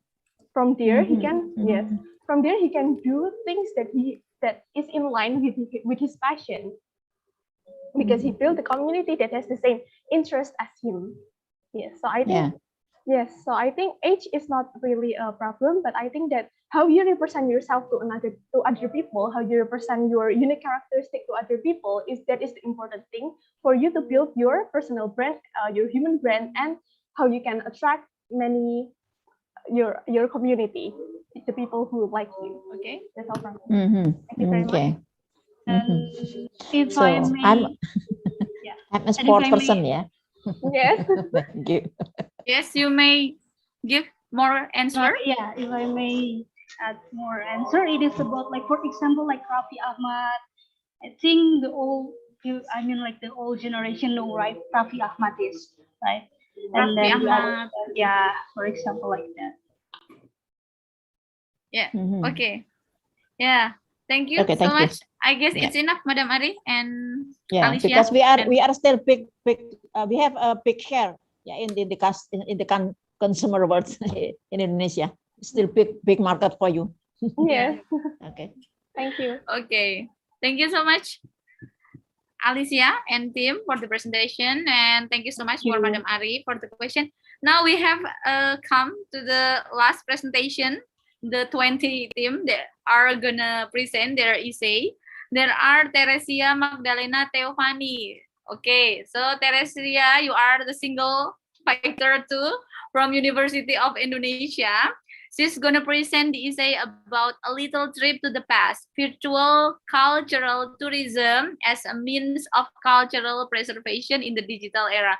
So it is what Madam Ari told before about virtual cultural tourism. We are gonna learn more about this from Teresia. Teresia, you have 6 minutes to present your essay, so the time is yours. Thank you so much. Good afternoon, honorable judges, distinguished participants, and the committee of the International Cultural Festival. So my name is Teresia Magdalena Teofani from Universitas Indonesia, and I'm honored to be here today to present my essay. So let me present a little quote that I found from Marcus Garvey. It says that a people without knowledge of their past history, origin, and culture is like a tree without roots. Ladies and gentlemen, in an increasingly modernized world like the society we live in today, many of us are beginning to lose touch with our cultural roots. Now, as citizens of Indonesia, a nation that prides itself in a philosophy of unity in diversity, it is important for us to reconnect with our cultural heritage to ensure the sustainability of our country. Henceforth, let me present to you my takeaway on cultural preservation in a digital era. Next, please. Here is an overview of my presentation. It will be segmented into 5 main sections. Next, please. Now, while I'm sure that there are many ways that culture can be preserved in a digital era, I highlighted the importance of tourism as a soft-selling approach to preserving cultural heritage. The UNWTO has acknowledged that cultural tourism is actually a vital contributor to the preservation of cultural heritage. Two studies that I highlighted here from Cole and Smith actually acknowledged they found cultural tourism particularly beneficial in Indonesia as it managed to strengthen cultural values and also revitalize customs that may have forgotten before. Next, please.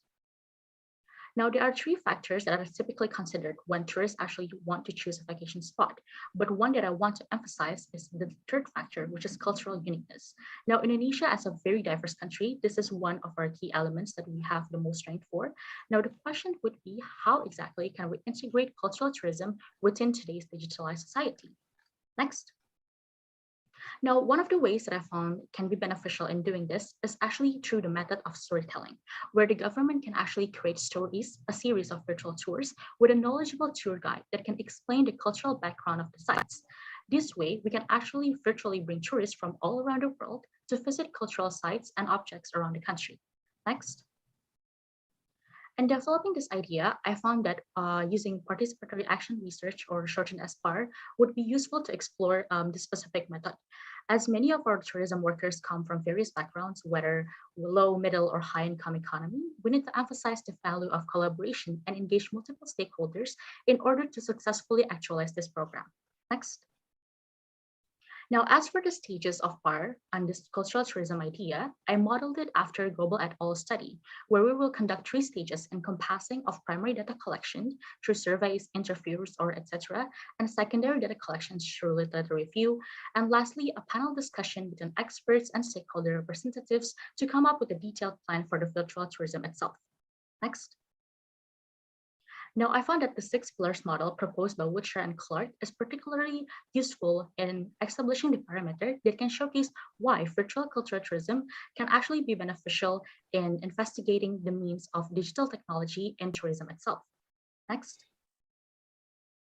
For the first segment, which is interpretation, we can see that virtual cultural tourism would be able to fulfill the needs of information exchange and educational purpose, meaning that this product would be able to mimic first-hand experiences and allow tourists to explore various narratives in a novel way beyond the audiovisual itself. Next.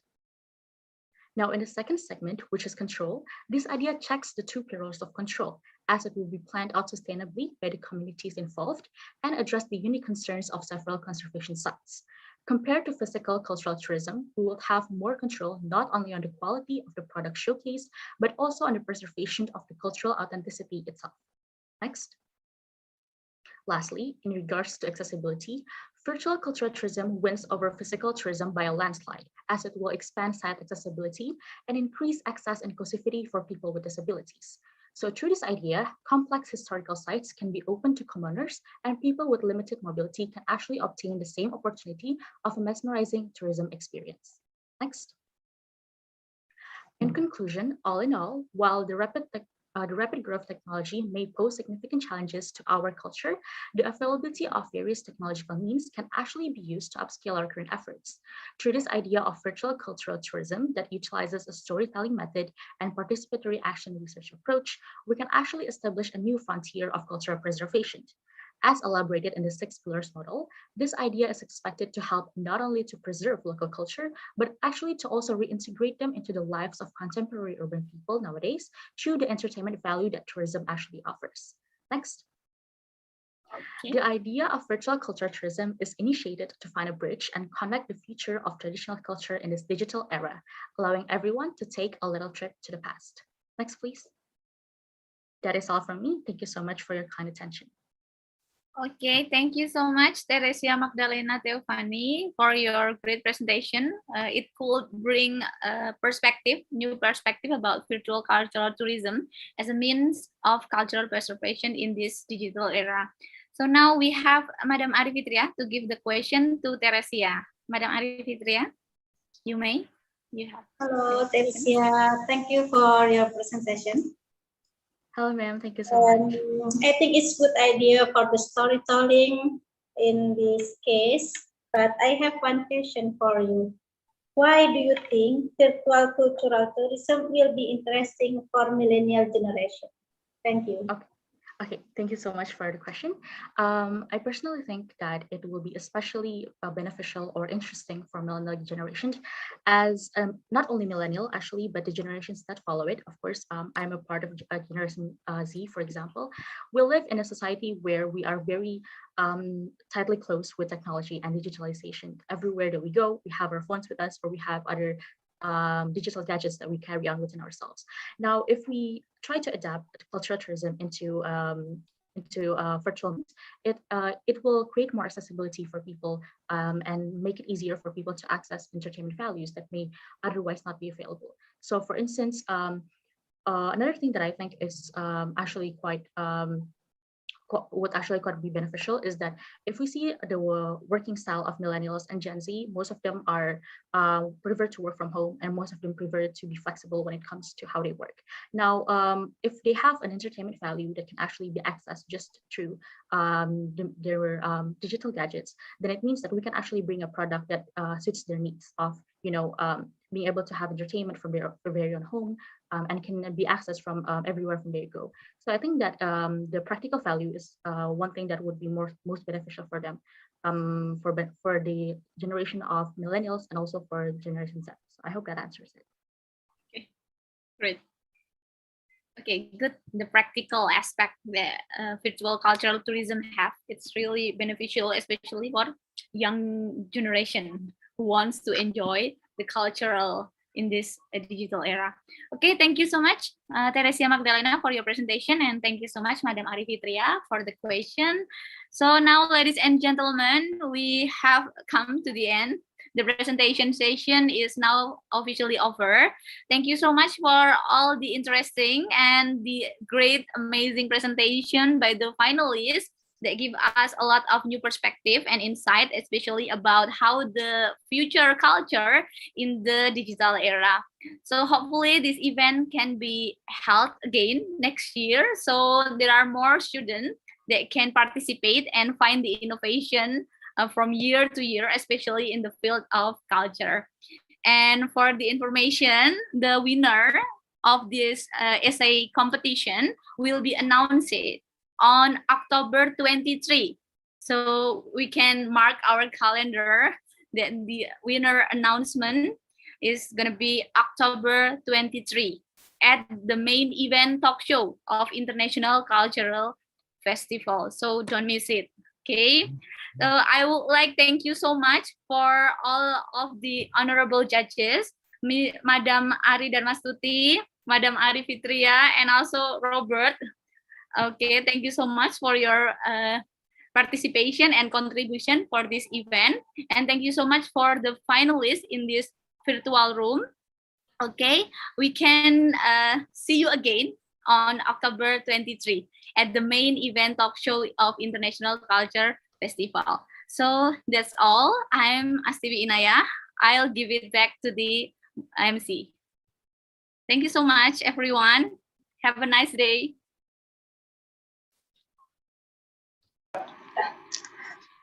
Well, thank you so much to the moderator, Ms. S.IP Inaya, the judges, and all the panelists who have followed the event from start to finish.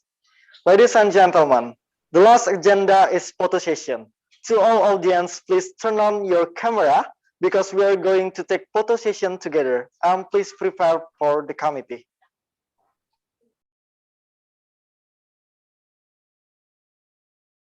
Slide, I will counting 1, 2, 3, and the last slide 1, 2, 3. Okay, thank you, the committee.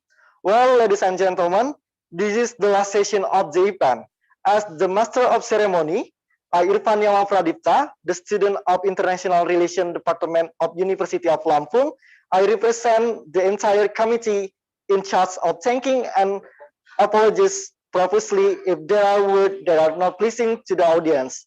Thank you so much for your participation today. See you on the main event, 23rd of October 2021. Stay safe and stay healthy. Good afternoon. Wassalamualaikum warahmatullahi wabarakatuh. Waalaikumsalam. Thank you all. Thank you, Madam Arie, Mbak Arie Fitria. Terima kasih semua Stay happy for finalis. everybody. Stay happy, stay healthy and happy. Amin.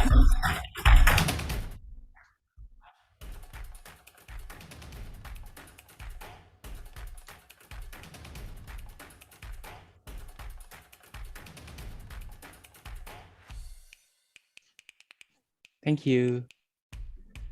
Thank you, Kevin.